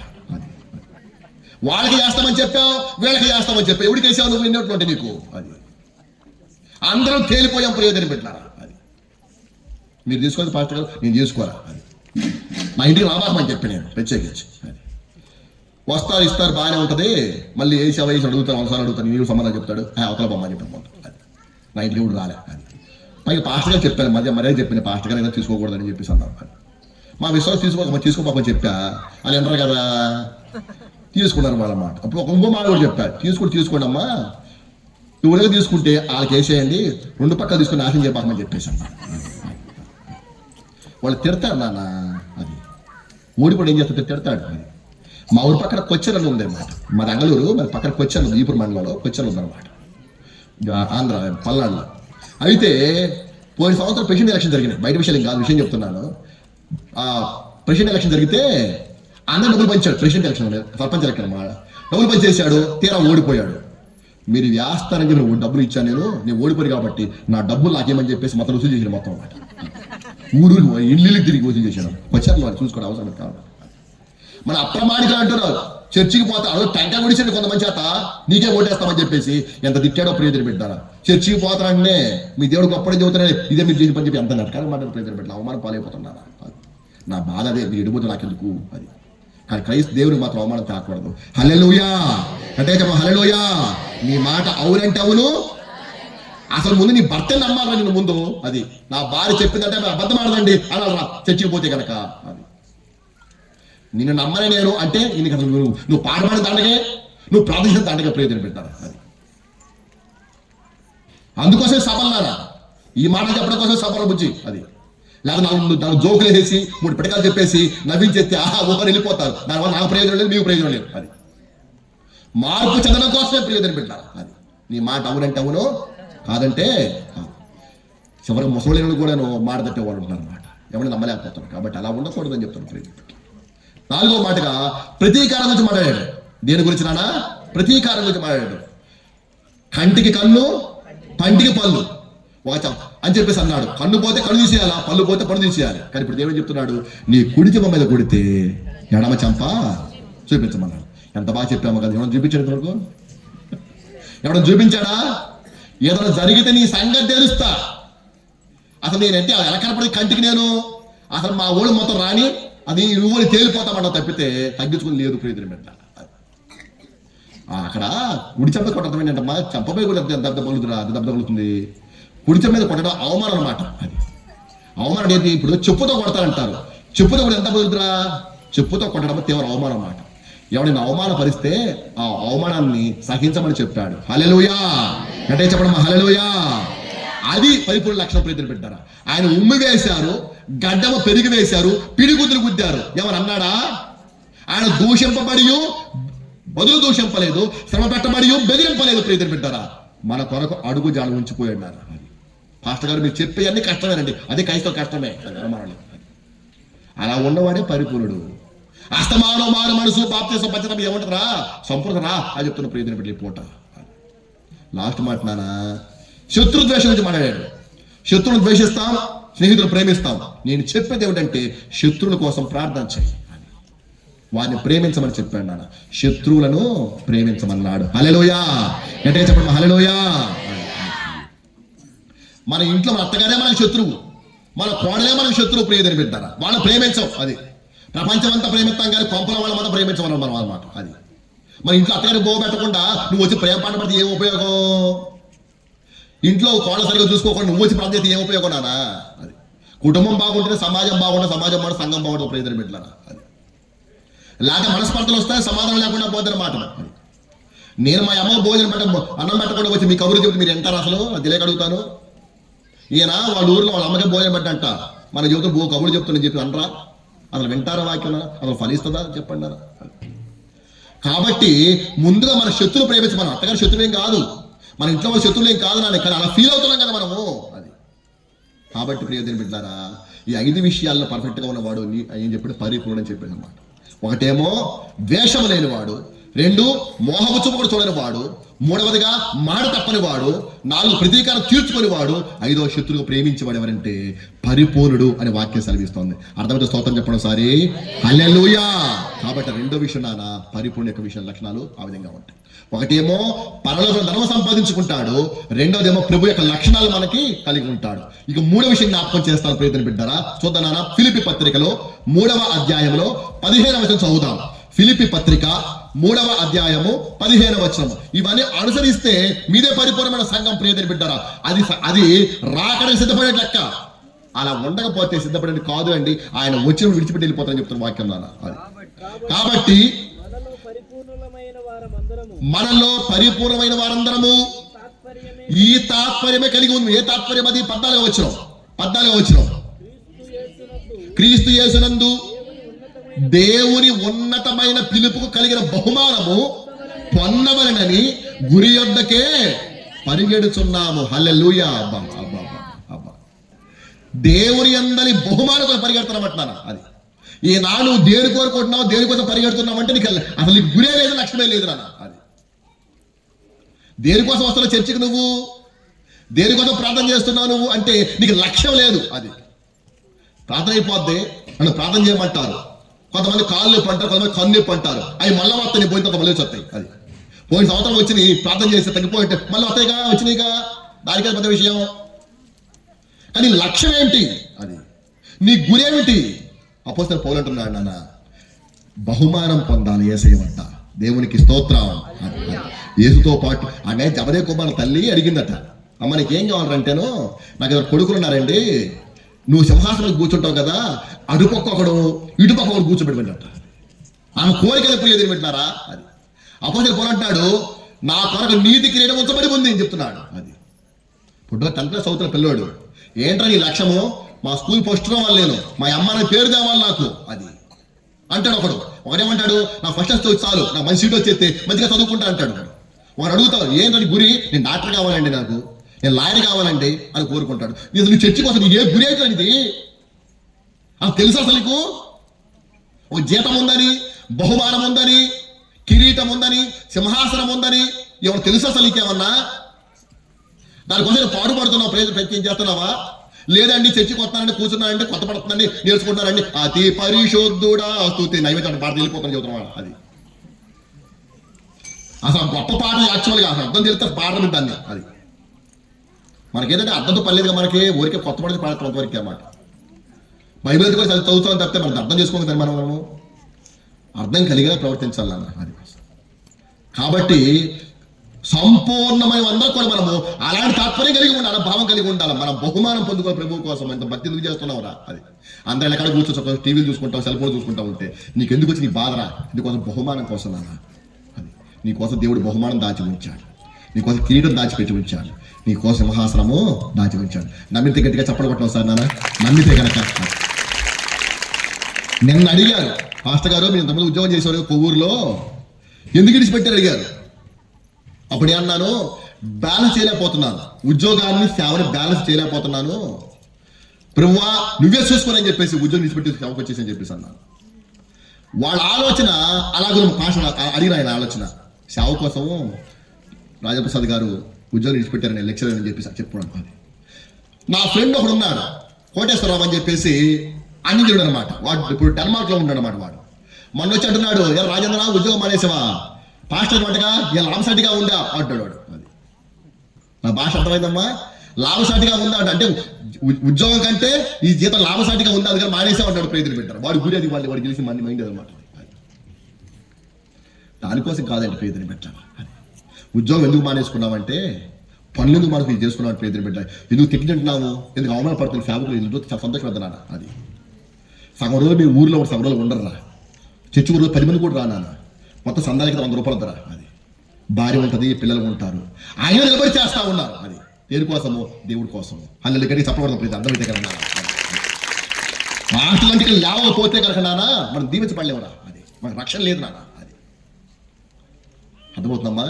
కాబట్టి మన గురి బహుమానం కోసం అని చెప్తున్నాడు. ఆయన చెబుతూ కింద అంటాడరా, చదవక్కర్లేదండి, నేను క్రీస్తుని పోలి నడుచుకున్న ప్రకారము మీరు నన్ను పోలి నడుచుకునండి. అబ్బా ఎంత గొప్ప స్టేట్మెంట్ అనమాట, సంపూర్ణమైన వాడి స్టేట్మెంట్ అనమాట. అది మీ నాన్న చూసి నేర్చుకోరా, మీ అమ్మని చూసి నేర్చుకోరా, అమ్మమ్మ చూసి నేర్చుకోరా. అది నాకు వచ్చిన మొట్టమొదటి స్టేట్మెంట్ ఏంటంటే మా అమ్మ ఇచ్చింది ఏంటంటే మీ అమ్మమ్మ చూసి నేర్చుకోరా. నా ఫస్ట్ నా ప్రార్థన అయితే మా అమ్మమ్మే. అది నాకు దొంగ యొక్క దెబ్బ, తేలు యొక్క కాటు, పాము యొక్క పోటు అని చెప్పేసి రాసుకున్నప్పుడు ప్రార్థన చేత కాకపోతే చిన్నప్పుడు నాకు 3వ తరగతిలో మా అమ్మమ్మ చెబుతుంటే మన పరం మీద రాసుకుని బట్టి కొట్టి ఆ ప్రార్థన ప్రయత్నం పెట్టాను. అది చాలా కాలం చేసుకున్నా అదే ప్రార్థన, బట్టి ప్రార్థన. ఆ తర్వాత దేవుడు నాకు ఇచ్చిన జ్ఞానం చొప్పున నేను ప్రార్థన చేసుకుంటా ఉన్నాను. అది అమ్మమ్మ చూసి నేర్చుకోరా అని చెప్పేసి చెప్పగలిగింది మా అమ్మ. అది మరి నువ్వు చెప్తున్నావా, నీ నాన్న చూసి నేర్చుకోరా, నాయనమ్మ చూసి నేర్చుకోరా, అమ్మ చూసి నేర్చుకోరా అని అనలేకపోతున్నావే నువ్వు. అది మా దగ్గర ఉండలేకపోతున్నావు కనీసం ఇంట్లో వాళ్ళకి కూడా నాన్న. మీరు నన్ను పోలి నడుచుకున్న, క్రీస్తుని పోలి నడుచుకున్న ప్రకారం మీరు నన్ను పోలి నడుచుకోండి అని అంటాడు. నేను ఒక్కనే కాదులేరా, చాలా మంది ఉన్నారు, వారిని గురిపెట్టి చూడండి. అది అయితే ఇప్పుడు ఎలాగుందంటే అనేకులు క్రీస్తు శిలువకు శత్రువులుగా నడుచుకొనుచున్నారు. వారి కడుపే వారి దేవుడు, వారి కడుపే వారి దేవుడు ప్రీతిని పెట్టారు. మా జఫని అన్నాడు, అన్న మన చెర్లపల్లి వచ్చావు కదా, వాళ్ళ సంగతి ఏంటంటే శుభ్రంగా ఇంటికో దునం తెచ్చుకోవటం, కోసుకోవడం, తింటానన్నా నీ వాక్య పడికి ఎవరు లేడు అని చెప్పేసి అన్నాడు. అలాగే జరిగింది అక్కడ. ఒక్కరు గ్రహించే వాళ్ళు లేడు ప్రీతిని పెట్టారా, వస్తారు తిండి తిండి తిండి. ఏ కొత్త దున్నమాకు ఎప్పుడు తినలేదేంటి, అది తెలియగలుగుతా.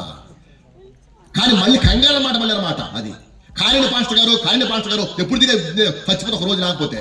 అది వారి కడుపే వారి దేవుడు, నాశనమే వారి అంతము అని వాక్యం చెబుతోంది నాన్న. అది ఊరికి చెప్పట్లా అన్నమాట. వారు భూ సంబంధమైన సంగతులు మనసుతున్నారు, పరలోక సంగతి తెలియట్లే వాళ్ళకి. అది ఏ పొద్దు ఇక్కడే ఉందామా, తిందామా, పడుకుందామా, తెల్లారిదా వేసిపోదామా అని చెప్తాం చెప్తే దేవుడు, పరలోకము, బహుమానాలు, ఆసక్తి విషయాలు లేకుండా పోతే ప్రయత్నం పెట్టారా.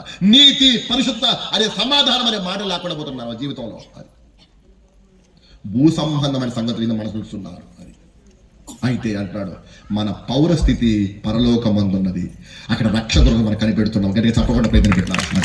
గట్టిగా చెప్పబడినానా, మన పౌరస్థితి ఎక్కడ ఉందా, పరలోకమందున్నది, అక్కడ మన రక్షకుడు ఉన్నాడు, ఆయన కోసం మనం కనిపెడుతున్నామని చెప్తున్నమాట. అది అలా కనిపెట్టేవాడే ఎవరంటే పరిపూర్ణుడు నాన్న. అది ఒక ప్రశ్న అడుగుతాను, చెప్పండి నాన్న. పోయిన సంవత్సరం అడిగారు, గుర్తుందో లేదు మీకు. నేను ప్రభు కోసం కనిపెడుతున్నాను అన్నవాళ్ళు నిజాయితీగా చేసేస్తండి. ఇంత సంఘం ఉంది కదా నాన్న, చాలా మంది వచ్చారు కదా, సంతోషపడుతున్నాను. నేను కూడాను వాక్యం వినడానికి వచ్చారు ఈ సమయంలో కూడాను. నేను ప్రభువు కోసం కనిపెడతానండి అని రాకడకు ఎదురు చూస్తున్నాను అన్నవాళ్ళు నిజాయితీగా చేసేస్తండి. విశ్వాసుల్లో నిజాయితీగా అది కొన్ని చేతులు మాత్రం లేచండి అన్న. అది దానికి గుర్తుగా ప్రతిరోజు ప్రభువా నువ్వు రానాయనా అని అడుగుతున్నాను అన్నవాళ్ళు చేతులెత్తండి. అది తక్కువ మంది ఉన్నారు. నేను అడుగుతున్నాను నాన్న, యేసయ్యా ఓ మంచిది మాట చెప్తాను, మీకు అర్థం కావాలని చెప్తాను రా.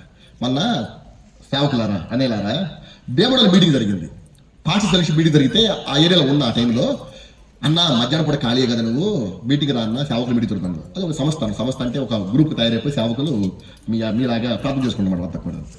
సరే ఎలక్షన్ ఉంటాయి మరి 9వ తారీఖు బహుశా ఇప్పుడు 7వ తారీఖు గుర్తులేదు నాకు. ఆ సమయంలో ఆ ప్రార్థన అంశం ఏంటంటే క్రైస్తవులకు మేలు కలిగించి గవర్నమెంట్ రావాలా, అది ఆ ఎదురుగా ఉన్న గవర్నమెంట్ కూలిపోవాలా, కేంద్రంలో కావచ్చు రాష్ట్రంలో జరగాలి అంటే మొత్తం ప్రార్థన అంశం అనమాట. ఎవడొచ్చే మనకు అభ్యంతరం లేదు కానీ క్రైస్తవులకు మేలు కలిగించి గవర్నమెంట్ రావాలని చెప్పి ప్రార్థన చేయమని చెప్పి అన్నమాట. సరే ప్రార్థన చేసుకుని అందరూ చేసేసారు. తర్వాత నాకు వాక్యం ఇచ్చారు పేదరన్న.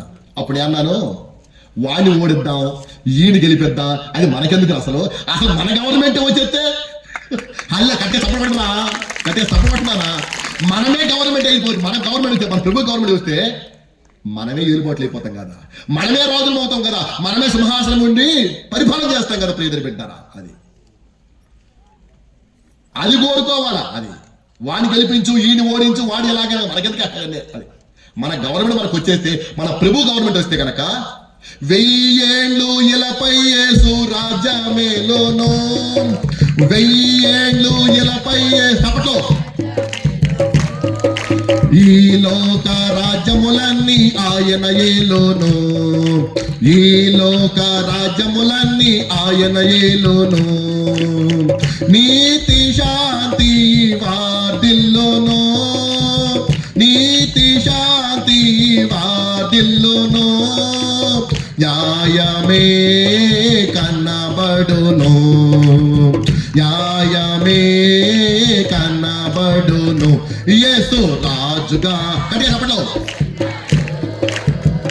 ఓ లోకమంతా తెలుసుకుంటారు, యేసు రాజుగా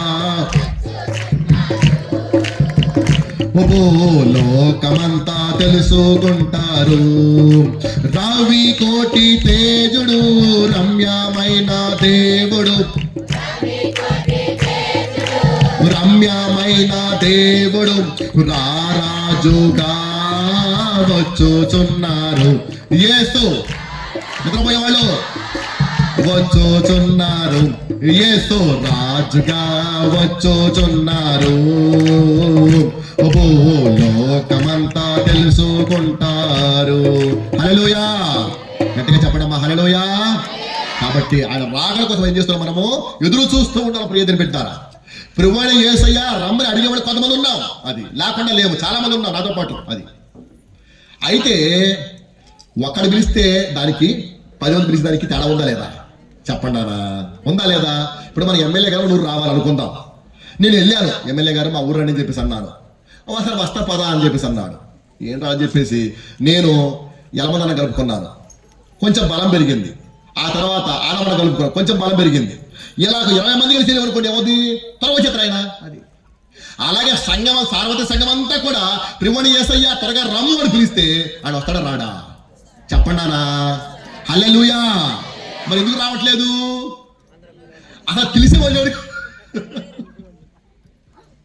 అక్కడక్కడ అరాకొర పిలుస్తారు అన్నమాట. అది మీకు ఎలా ఉందో కదా, నాకు మాత్రం ఉండాలని లేదు ఇక్కడ మాత్రం. అది నేను కొన్ని సంవత్సరం చెప్పాను, కొన్ని విషయాలు చెప్పుకుంటాను, గుర్తుంటలే, ఎక్కడెక్కడ చెప్పుకుంటాను కాబట్టి. అది మా ఆవిడ ఇప్పుడు పాస్టర్ అయిందండి.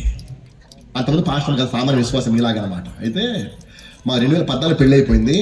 మేము కొంచెం అలవాటు చేసిన తర్వాత 2017లో ఒక సందర్భంలో ఇప్పుడు కుటుంబ ప్రార్థన చేస్తా ఉన్నాం. అంటే ఇద్దరు కూర్చొని ప్రార్థన చేసుకుంటా ఉన్నాం అనమాట.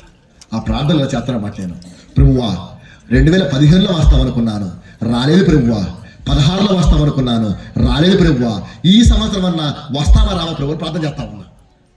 మా ఆవిడ బెత్తరపోయి బెక్క చచ్చిపోయి ఎలా వస్తాను అయిపోయినా మిడిగుడ్డు చేసుకొని చూస్తున్నాను. కళ్ళు చూడగలిగిన మొహం ఎంత చూస్తుంది, ఏంటి అలా చూస్తుంది దేవులాగా అని చెప్పి అన్నాను.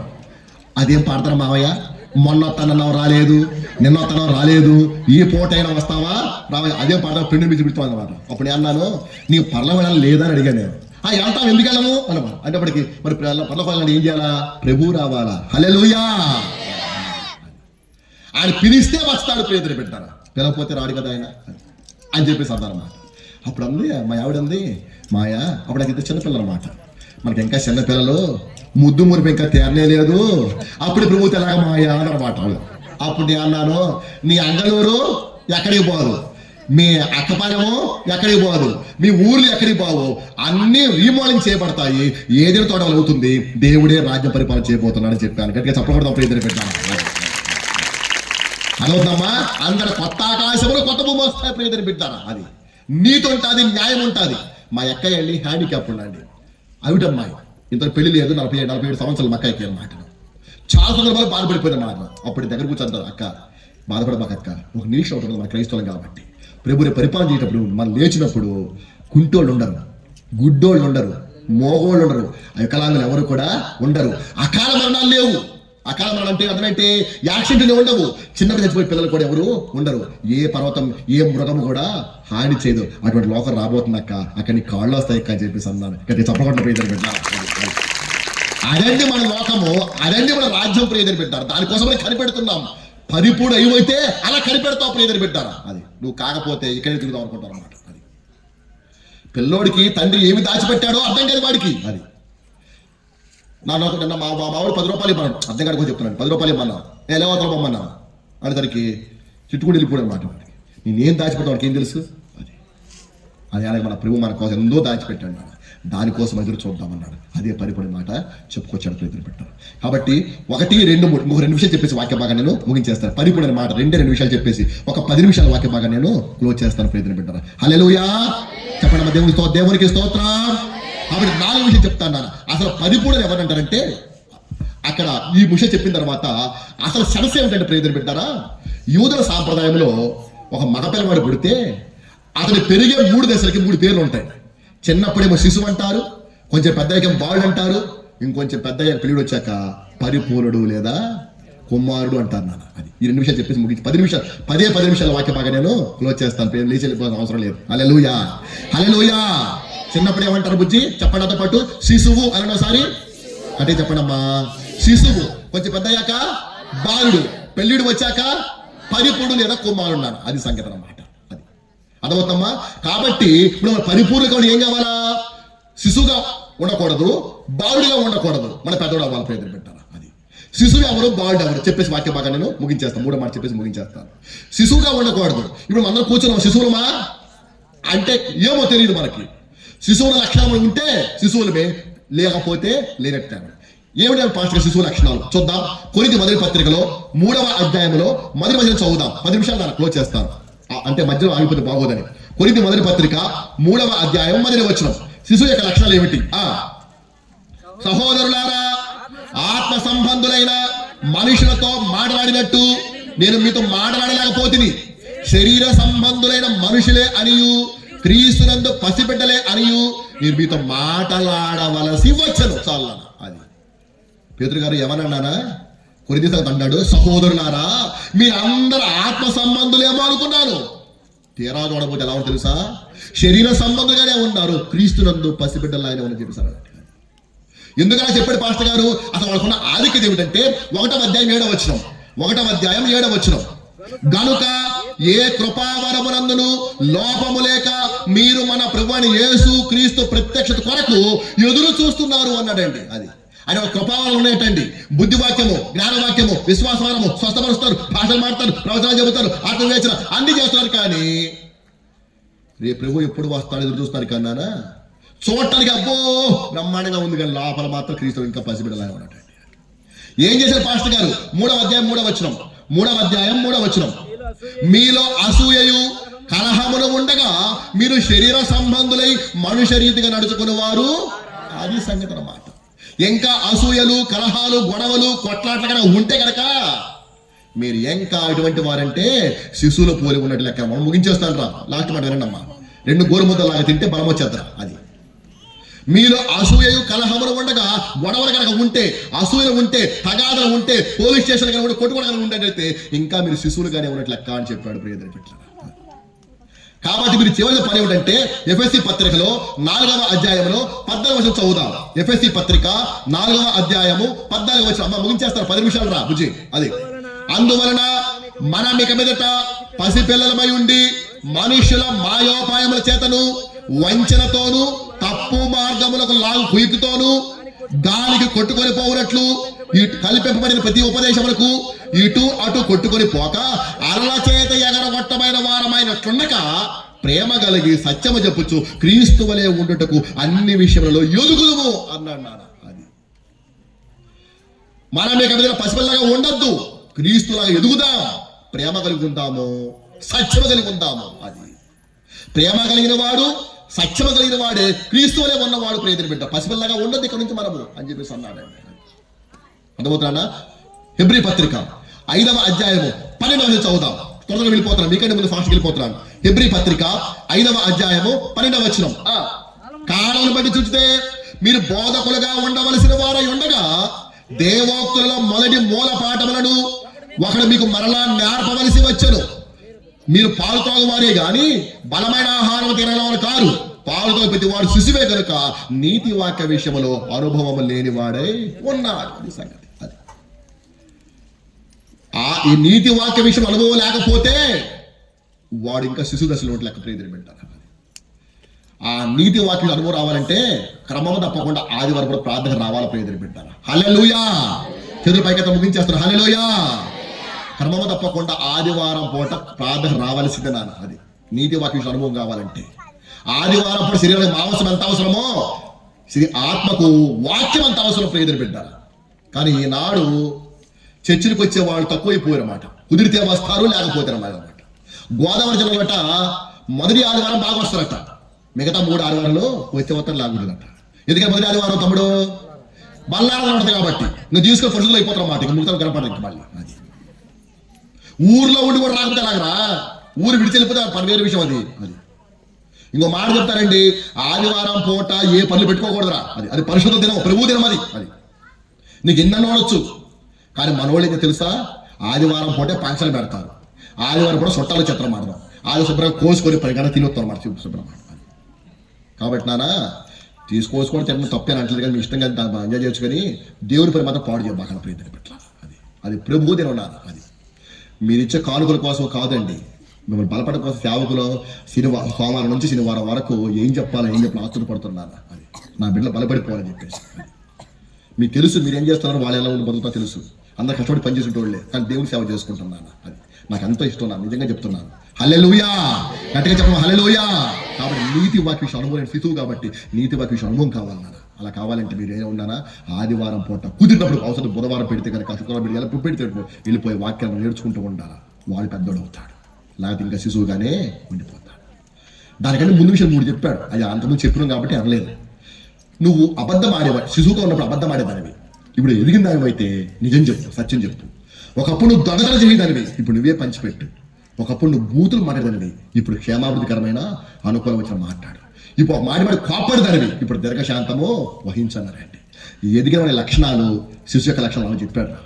1 అబద్ధము, 2 దొంగతనము, 3 బూతులు, 4 కోపం అని చెప్పాడండి. ఈ 4 కలిగిన పడట శిశువు ప్రియతని పెట్టాలి. ఈ దశ దాటి మనం ఏమవ్వాలా, పరిపూర్ణము అవ్వాలా. హల్లెలూయా. ఈ 2వ మాట 5 నిమిషాలు. బాలుడి దశ గలతీ పత్రికలో 4వ అధ్యాయంలో 3వ వచనం చదువుదాం. గలతీ పత్రిక 4వ అధ్యాయము 3వ వచనం. అటువలే మనమును బాలురమై ఉన్నప్పుడు లోక సంబంధమైన మూలపాఠములకు లోబడి దాసులమై ఉంటుంది. చాలా అమ్మ జాగ్రత్త 5 minutes రా. అది అటువలే మనమును బాలురమై ఉన్నప్పుడు లోక సంబంధమైన మూలపాఠం లోపడబట్టినని. లోక సంబంధం మూలపాఠం లోపడేవాడు బాలుడు. లోక సంబంధం మూలపాఠం ఫుట్ నోట్ ఏముంది, ఫుట్ నోట్లో భూతాలు. భూతాలంటే దయ్యాలు, మామూలు దయ్యాలు కాదు. ఇక్కడ ఏమిటివి, పంచభూతాలు, 5 elements, పెంటకిల్స్ అంటారు. ఏంటి పంచభూతాలంటే భూమి, ఆకాశము, గాలి, నీరు, నిప్పు. ఏమంటారు పంచభూతాలు. అంటే సృష్టికర్తను మరచి సృష్టిని పూజించేవాడు బాలుడి దశలో ఉన్నట్లు లెక్క ప్రియతని పెట్టాలి. అది ఒకప్పుడు ఎలా ఉండేవాళ్ళము, అన్ని దేవుళ్ళే, రాయి, రప్ప, చెట్టు, పుట్ట, పాము, ఎలుక, పంది, అన్ని దేవుళ్ళే మనకి. అది భారతదేశంలో ప్రతిది దేవుడే. అది విచిత్రం ఏంటంటే పతియే ప్రత్యక్ష దైవం అంటా ఉన్నాము. అంటే ఎవరి భర్త భార్యకి ఎవడంట, దేవుడట. వాడు పనికి మనైనా ఎవరైనా సన్నాసైనా తాగుపోతే దేవుడే చెప్తారు భారతదేశం మాట. అది అవి మనకి పోలే. మా ఊర్లో ముసలాయి చచ్చిపోతే వాళ్ళ ఆవిడ ఏడుస్తా ఉంది, ఓ దేవుడో నా దేవుడా ఎంత పని చేశావు దేవుడు ఏడుతారు మాట. అంతవరకు బాగానే ఉంది, దేవుడే లేదు. ఓ పావుగంట తర్వాత బంధువులు చెప్తే ఒక్క మాటైనా చెప్పకుండా వెళ్ళిపోవడమో దేవుడు అంటుంది. ఒక మాటని చెప్పకుండా వెళ్ళిపోడట. చెబుదామని లేచాడు అనుకోండి, ఇక మీరుంటారా నేనుంటారా చెప్పండి? ఇంకా ఆయన దేవుడైతే వీళ్ళెవరి వ్యవహారం ఏంటి? భారతదేశం అంత అజ్ఞానం ఉందో ప్రజలు పెట్టారా? కానీ సృష్టికర్తను మన సృష్టి ఊహించేవాడు ఎవరంటే బాలుడు చేశారన్నమాట. అది కాబట్టి సృష్టికర్త ఎవరినా కేవలము దేవుడు ఒక్కడే, యేసయ్య ఒక్కడే. హల్లెలూయా. కాబట్టి ప్రజలు పెట్టారు నా చెప్తున్న మాట అంటే అని చెప్పేసి అన్నాడు. ఒకప్పుడు అలా ఉండేవాడు. ఇప్పుడు సంగతి ఏంటి మరి? 8వ వచనం 8-10 వచనం చదివేసేయండి. ఆ కాలం ముందైతే ఎవరు? ఈ సేవకుడు రాక కాలం ముందైతే మీరు దేవుడిని ఎరుగని వారై నిజమునకు దేవుళ్ళు కాని వారి దాసులై ఉంటిరి అని సంగతి. కానీ ఇప్పుడు మీరు దేవుని ఎరిగిన వారును మరి విశేషముగా దేవుని చేత ఎరుగబడిన వారుగా ఉన్నారు. అయితే మీరు చేసే పని ఏంటంటే 10వ వచనం వినండి, జాగ్రత్తగా ఆలకించండి. మీరు దినములను, మాసములను, ఉత్సవ కాలములను, సంవత్సరములను ఆచరించుచున్నారు అని సంగతి. ఇడు బాల్డ్ అన్నమాట లెక్క. ఇడు పరిపూర్ణ కాదు. ఎప్పుడు ఏది పాలేడు. అమావాస్య అత్తింటికి పోకూడదు, పవనాన్ని పుట్టికి రాకూడదు. అర్థమవుతుందమ్మా? శుక్రపడి డబ్బులు ఇవ్వకూడదు, తీసుకోవచ్చు మళ్ళీ దేవుని దయ వల్ల. ఏది మానుకోవన్నమాట. నువ్వు అన్యుల ఆచర ప్రతి పడిస్తున్నావు. నువ్వు బాలుడివి లెక్క ప్రియతని పెట్టారా? అది ఏమండి నిజం. ఇప్పుడు మన పిల్లలు పెళ్లిళ్ళు చేస్తాం, అన్నిటికీ పాస్ గారు ఉంటారు. పెద్దానికి శివరాత్రి ఒకటి ఉంటుంది. దాన్ని ఏమంటామంటే ముహూర్తం లేదా శుభలగ్నం అంటాం. దానికి మాత్రం పాస్ గారు కాదు, ఎవరో పిల్లల పంతులు గారు ఉంటారు అన్నమాట, బ్రాహ్మణ పూజారి గారు ఉంటారు అన్నమాట. ఆడికి వెళ్తారు, వెళ్ళిపోయి పాస్టర్ ఏమంటే పంతులు గారు ఓ మంచి రోజు చూడమంటారు. ఆయన మేనమేస లెక్కెడతారు. విద్య తదియా ఏకాదశి స్వామి లెక్కేసుకొని పలానా 24వ తేదీ దివ్యమైన ముహూర్తం చెప్పేస్తారు. దివ్యమైన ముహూర్తం చెప్పేస్తారు. అలాంటి చెప్తారు. వచ్చేసి పాస్టర్ గారు పెళ్లి చేయమంటారు. ఎప్పుడమ్మా? 24వ తారీఖు. అయ్యా అమ్మ ఆ రోజేనా? ఆ రోజు మంచి రోజు అండి. ఎవరు చెప్పారు? చెప్పరేక. మీకు ఇష్టమన్నా లేకపోయినా, నమ్మకపోయినా సాక్షాత్తు పాస్టర్ దేవుని ప్రతినిధులు వారిని మించిపోకూడదు ప్రియదని పెట్టాను. హల్లెలూయా, హల్లెలూయా. వారు తండ్రి స్థానం మంది ఉన్నారు, అన్న స్థానం మంది ఉన్నారు. నొక్కి ఒక్కడిని చెప్తున్నారు ప్రియదని పెట్టారు. అది వారి మాట వింటే మీరు బాగుపడతారు. అలా కాకుండా మన ఇష్టానుసారంగా వెళ్ళిపోతే ఏమైపోద్దంటే అన్యుల ఆచారాలు పాటించినట్టు ఆ బ్రాహ్మణ పూజ నీకే పడి నాన్న తెలియగలుగుతా. నువ్వు ఇంకా బ్యాచ్ ఉన్నావా? అందరూ బాగా ముహూర్తం పెట్టి చేసుకోవడం కుదురుతా. మన క్రైస్తవులు కుదురుతాయి అసలుగా. ఆ డేట్ అనుకుంటే తప్పితే డేట్ మార్చి తెచ్చేది చాలా మంది ఉన్నారు నాకు తెలుసు. 24 చేసుకొని చెప్పి 25 దాటిదా చేసి ఉన్నారు రాత్రి 10 గంటల దాకా మా ఊర్లో అయితే. ఎందుకని? ఈ డప్పులు, తాళాలు, మేళాలు, డాన్సులు ఎగత ఒబ్బో తన్నుకొని గిచ్చుకొని చేసుకొని అప్పుడు 10 గంటలకు 11 గంటలకు పాస్ గారికి ఇస్తే 4 ఏలుకైనా కీడుకైనా చెప్పి సచ్చేది ఇది చెప్పి అప్పుడు మొదలు పెడతారు. కానీ అని చెప్పి అప్పుడు దాకా తిరిగి వచ్చేసి మీరు అది పరిశుద్ధ వివాహం మాట చేపించేసి మమ్మల్ని బ్లేమ్ చేసేసి ఎక్కడంతోనే పాస్ త్వరగా కానీ 10 నిమిషాలు అయిపోవాలట. అది వీడు మాట గాజులాగా ఊళ్ళ పత్రిక పోతారు మాట. ఆ పాట ఈ పాట వేసుకుంటే సినిమా పాటలు, డాన్స్ పాటలు, రాజకీయ పాటలు వేసుకునే పని. ఇక్కడ మాకు అయిపోద్ది మాట. అది ఈ బ్యాచ్ మొత్తం చిన్నపిల్లలు రా. అది బాలుడు దశలో లెక్క అన్నమాట. అది ఆ తర్వాత ఇల్లు కట్టుకుంటారు, వాస్తులు చూపిస్తా ఉంటారు అన్నమాట. తూర్పు దిక్కున బెడ్రూమ్ ఉండాలా, పడమ దిక్కున కిచెన్ ఉండాలా, ఈశాన్య పంప్ ఉండాలా, దక్షిణ మొహం ఉండాలా అని చెప్పేసి మొత్తం పెట్టుకోనమాట. అది నీలో ఉన్నవాడు లోకములో ఉన్నవానికంటే గొప్పవాడు. హల్లెలూయా. అది మర్చిపోతావు. సిద్ధాంతం వెళ్ళిపోయి మొత్తం అర్థం చేసుకుంటారు అన్నమాట. ఇంకోటి వస్తాడు, ఇది బాగోలేదు అది పెట్టమాట, ఇది కట్టి పిలిపడి పెడతారన్నమాట. నువ్వు క్రీస్తులో ఉంటే అన్ని బాగుంటాయి నాన్న. ఆయన సమస్తమును బాగు చేసి ఉన్నాడు. కానీ తప్పకుండా నువ్వు క్రీస్తులో ఉంటే చాలు నాన్న. అది చెప్పిన మాట పాటలు చెప్పిన మాట అన్నమాట. ఇష్టం అయిపోతారు మరి బాలు లెక్క. ఇప్పుడు శిలకల పిలకలు రావట్లేదు లేండి దేవుని దయ వల్ల. దానికి వెళ్ళిపోవడమే. నిట్టారం, మొగనవారం, దామోదరం, పద్మనాభం. ఈరోజు ఆదివారం, సోమవారం శిలకమ్మ చెబుతారు, జ్యోతిష మంచి వెళ్ళిపోతాం అన్నమాట. అది అన్నిటికీ తెగేయటమే. అది చచ్చిపోతే భయము. గద్ద టెంగ్ టెంగ్ టెంగ్ టెంగ్. తూర్పు అయితే గడ్డం పట్టుకో, పడమనైతే అగలు పట్టుకో, ఓ కోడి పెట్టనివ్వు, 10 రూపాయలు డబ్బులు అడిగిపోవటమే. అది ప్రతిదీ ఉంది నాన్న. దరిద్రం అంటే దరిద్రం ప్రయత్నం పెట్టాలి. దేవుని బిడ్డ మనం చెప్పుకుంటున్నాం కానీ అన్ని మనం చేస్తున్నాము. ఇలా బాలురు జాగ్రత్త. మీరు ఎన్నడికి పరిపూర్ణ కాలేజ్ నాకు వదిలిపెట్టకపోతే కనుక. మా గురువు గారు చెబుతూ ఉండేవాడు, ఒక విశ్వాస ఇల్లు కట్టుకురట పాస్టర్ గారు రమ్మని చెప్పాడట. మరి రత్నం పాస్టర్ గారు, మరి నా శ్రీనివాసరావు గారు, నేను, మరి ఆదం పాస్టర్ గారు, జన్మదిన అందరికీ పోతాం. రాండి యశయ్య గారు, రాండి యోత్సాహించి పాడోదాము. లోపలికి వెళ్ళిపోవట. కొత్త ఇంట్లో పేడ ఉందట. ఏనా కొత్త ఇంట్లో పేడ అంటే రాత్రి ఉన్నాడు 30 నిమిషాలు దూడం తిప్పితిమి, ఇప్పుడు మిమ్మల్ని తిప్పుచుంటిమి. అది దూడం తిప్పాడట. అది పేడేసినట్ట. అట్లా అయిపోయినారు మనమంతా కూడా. వీళ్ళంతా ఎవరు బుజ్జి? బాలుడి దశలో ఉన్నట్టు. దీనికి మార్పుగా ఏమనంటే మనందరూ పరిపూర్ణ మనము కావాలి. దాని మరో పేరు ఏంటంటే కుమారులు. ఒక రెఫరెన్స్ ముగించేస్తారు. ఎవరు కుమారుడు? రోమా పత్రికలో 8వ అధ్యాయంలో 14వ వచనం అయిపోయింది పాఠం. రోమా పత్రిక 8వ అధ్యాయము 14వ వచనం. దేవుని ఆత్మ చేత ఎందరైతే నడిపించబడుదురో వారందరూ దేవుని కుమారులు అవుదురు. చాలా దేవుని ఆత్మ చేత, పరిశుద్ధాత్మ చేత ఎంత నడిపించబడతారో వారందరూ ఏమవుతున్నానా? దేవుని కుమారులు. మరి దేవుని ఆత్మ చేత నడిపించబడి ఎలా ఉంటాడు పాస్టర్ గారు? గలతీ పత్రికలో 5వ అధ్యాయంలో 25వ వచనం చదువుతాం. గలతీ పత్రిక 5:25.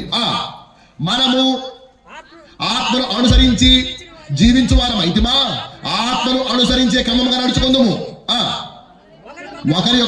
ఒకరికొకరము వివాదములకు రేపకయు, ఒకరికొకరము అసూయ పడకయు, వృధాగా అతిశయ పడకయు ఉందము. అది సంగతి. ఆత్మ చేత నడిపించబడటం అంటే అది ప్రియత బిడ్డారా, అది వేరు కాదు.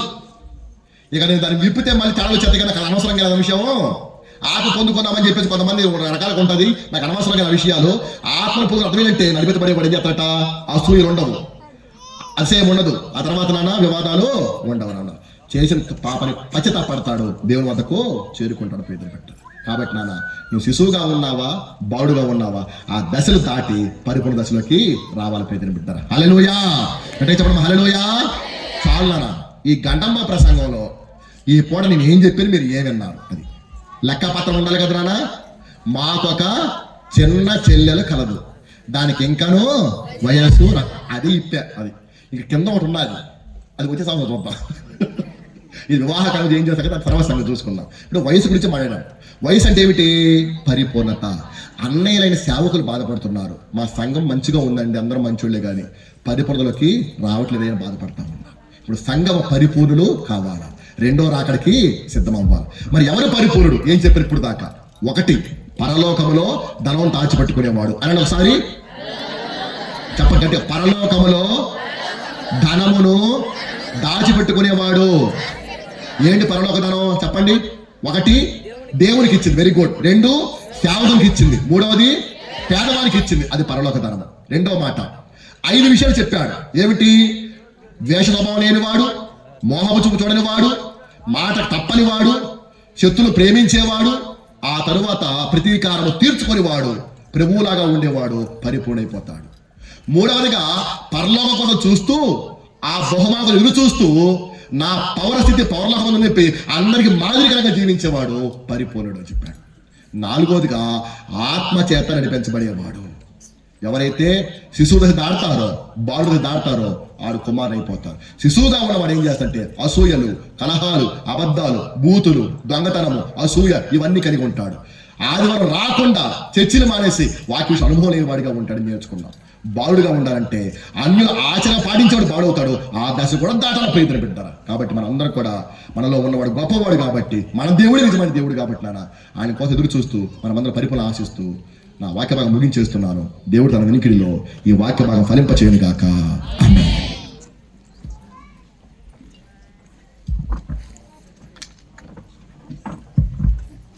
Praise lord. హల్లెలూయా. సకల వాక్యం అందించినటువంటి దైవజనులు రాజేంద్ర ప్రసాద్ గారికి ప్రభు నామములో వందనాలు. మనం ఇప్పుడు ప్రశ్న వేసుకోవాలి. మనం పరిపూర్ణులుగా ఉండాలా లేదా? కుమారులుగా ఉండాలా లేకపోతే శిష్యులుగా ఉండాలా? బాల్య దశలో ఉండాలా? ఒకసారి మనం ప్రశ్న వేసుకొని దేవుణ్ణి అడిగి మనము మన జీవితాలను దేవునికి సమర్పించుకున్నాం. పరిపూర్ణంగా ఉండాలి, ఎందుకంటే ఆయన పరిశుద్ధుడు, ఆయన పరిపూర్ణుడు. కాబట్టి మనం కూడా పరిపూర్ణులుగా ఉండాలి, కుమారులుగా ఉండాలి. అయ్యగారు చక్కని వాక్యాన్ని మనకు అందించారు. వారికి ప్రభునామంలో మరోసారి వందనాలు తెలియజేస్తున్నాను. శ్రేష్టమైనటువంటి వాక్య సందేశం ఈరోజు మనకి వినిపించారు. ఈ సమయంలో ఈ వాక్యం ఫలింపు కోసము ప్రార్థన చేద్దాం. మన మధ్యలో ఎలమంద పాస్టర్ గారు చిన్న ప్రార్థన చేస్తారు వాక్యం నిమిత్తం. ప్రార్థన. ప్రేమ కలిగిన మా మహాపరిశుద్ధ తండ్రి, మిక్కిలి గొప్ప దేవ, నీ పాదాలకు వందనాలు, స్తుతులు, స్తోత్రం. అయా నీ దాసుడు పడ్డ ప్రయాస వ్యర్థం కాలేదు నాయన, నీకు వందనాలు. ఈరోజు ప్రభువా నీ దాసుని దూరం నుండి అయా సంఘ క్షేమాభివృద్ధి కొరకు, అయా గ్రామ క్షేమాభివృద్ధి కొరకు, మేము పరలోకములో సంపూర్ణంగా కనబడడం కొరకు అయా ఇదిగో నాయన మా గురించి అయా వ్యక్తిగత మా క్షేమం కొరకు మాతో మాట్లాడినందుకు వందనాలు. ఈ చెవును విని ఈ చెవును వదిలేసే వారిగా కాకుండా అయా దీని కొరకు మేము ముందున్నటువంటి సమయాన్ని అయా కేటాయించుకొని మేము సంపూర్ణము కాలేదనే సంగతి, అయ్యా మేము బారులుగా ఉన్నామనే సంగతి, శిష్యులుగా ఉన్నామనే సంగతి, మాకు ఒక చిన్న చెల్లెలు కాదనే సంగతి, ఎవ్రీ సంఘంలో కాలమును బట్టి చూస్తే మీరు బోధకులు కావలసిన వారు ఇంకా మూలపాటలు అన్న సంగతి స్పష్టంగా మాతో మాట్లాడినందుకు వందనా. ఈ విషయంలో నాకు నీకు అనిగా తేడా లేదు, ఇది అందరికీ అవసరం కనుక నీకు వందనా. అయ్యా నిజంగా నాయన మమ్మలను ఆత్మ సంబంధంగా ఎదిగే సంఘముగా ఈ సంఘాన్ని దీవించండి. అయ్యా ఎదిగే సేవకులుగా మమ్మల్ని ఆశీర్వదించండి. ప్రతి ఒక్కరితో మీరు మాట్లాడినందుకు నీకు వందనా. అయ్యా ఇదిగో ఇక నుంచి మా బ్రతుకులు మార్చుకొని మేము శిష్యులుగా బతకకూడదని అయ్యా ఇదిగో నాయన మాతో హెచ్చరించినందుకు వందనాలు. శిష్యులుగా ఉంటే ఎంత నష్టమో, కుమారులుగా ఉంటే ఎంత క్షేమమో మాతో మాట్లాడినందుకు వందనాలు. మమ్మల్ని అందరినీ మీరు దృష్టిలో ఉంచుకున్నారు కనుక నీకు స్తోత్రాలు. అయ్యా ఈ సభలలో అయ్యా నీ దాసుని ప్రభువా మీరు వాడుకున్న విధానాన్ని బట్టి కృతజ్ఞతలు చెల్లిస్తూ మాకు రావాల్సినటువంటి మాకు ఏదైతే కొరత ఉన్నదో మా అవసరమును బట్టి మా క్షేమము కొరకు అయ్యా ఇదిగో నన్ను మాతో మాట్లాడినందుకు నీ కృతజ్ఞతలు చెల్లిస్తూ యేసు శ్రేష్టమైన కృపను బట్టి మిక్కిలి వినయంతో వేడుకుంటున్నాం పరమ తండ్రి. Thank you pastor.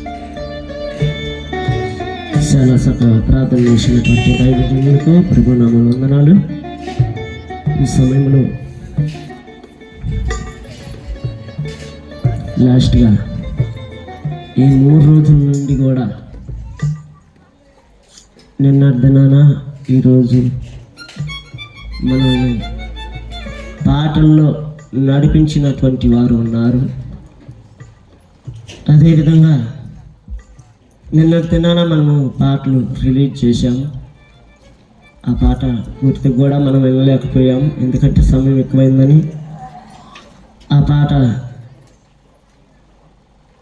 ఆత్మీయ సహోదరులైనటువంటి పేతురన్న గారు ఆ పాటను రాశారు. ఇప్పుడు మనము ఆ పాటను విందాం. ఎవ్వరూ నిద్రపోవద్దు, ఎందుకంటే ఒక్క పాటే కదా. అందరూ ఒకసారి దేవుని స్తోత్రం చెప్దాం. హల్లెలూయా. పాట విందామా? విందామంటే పాట.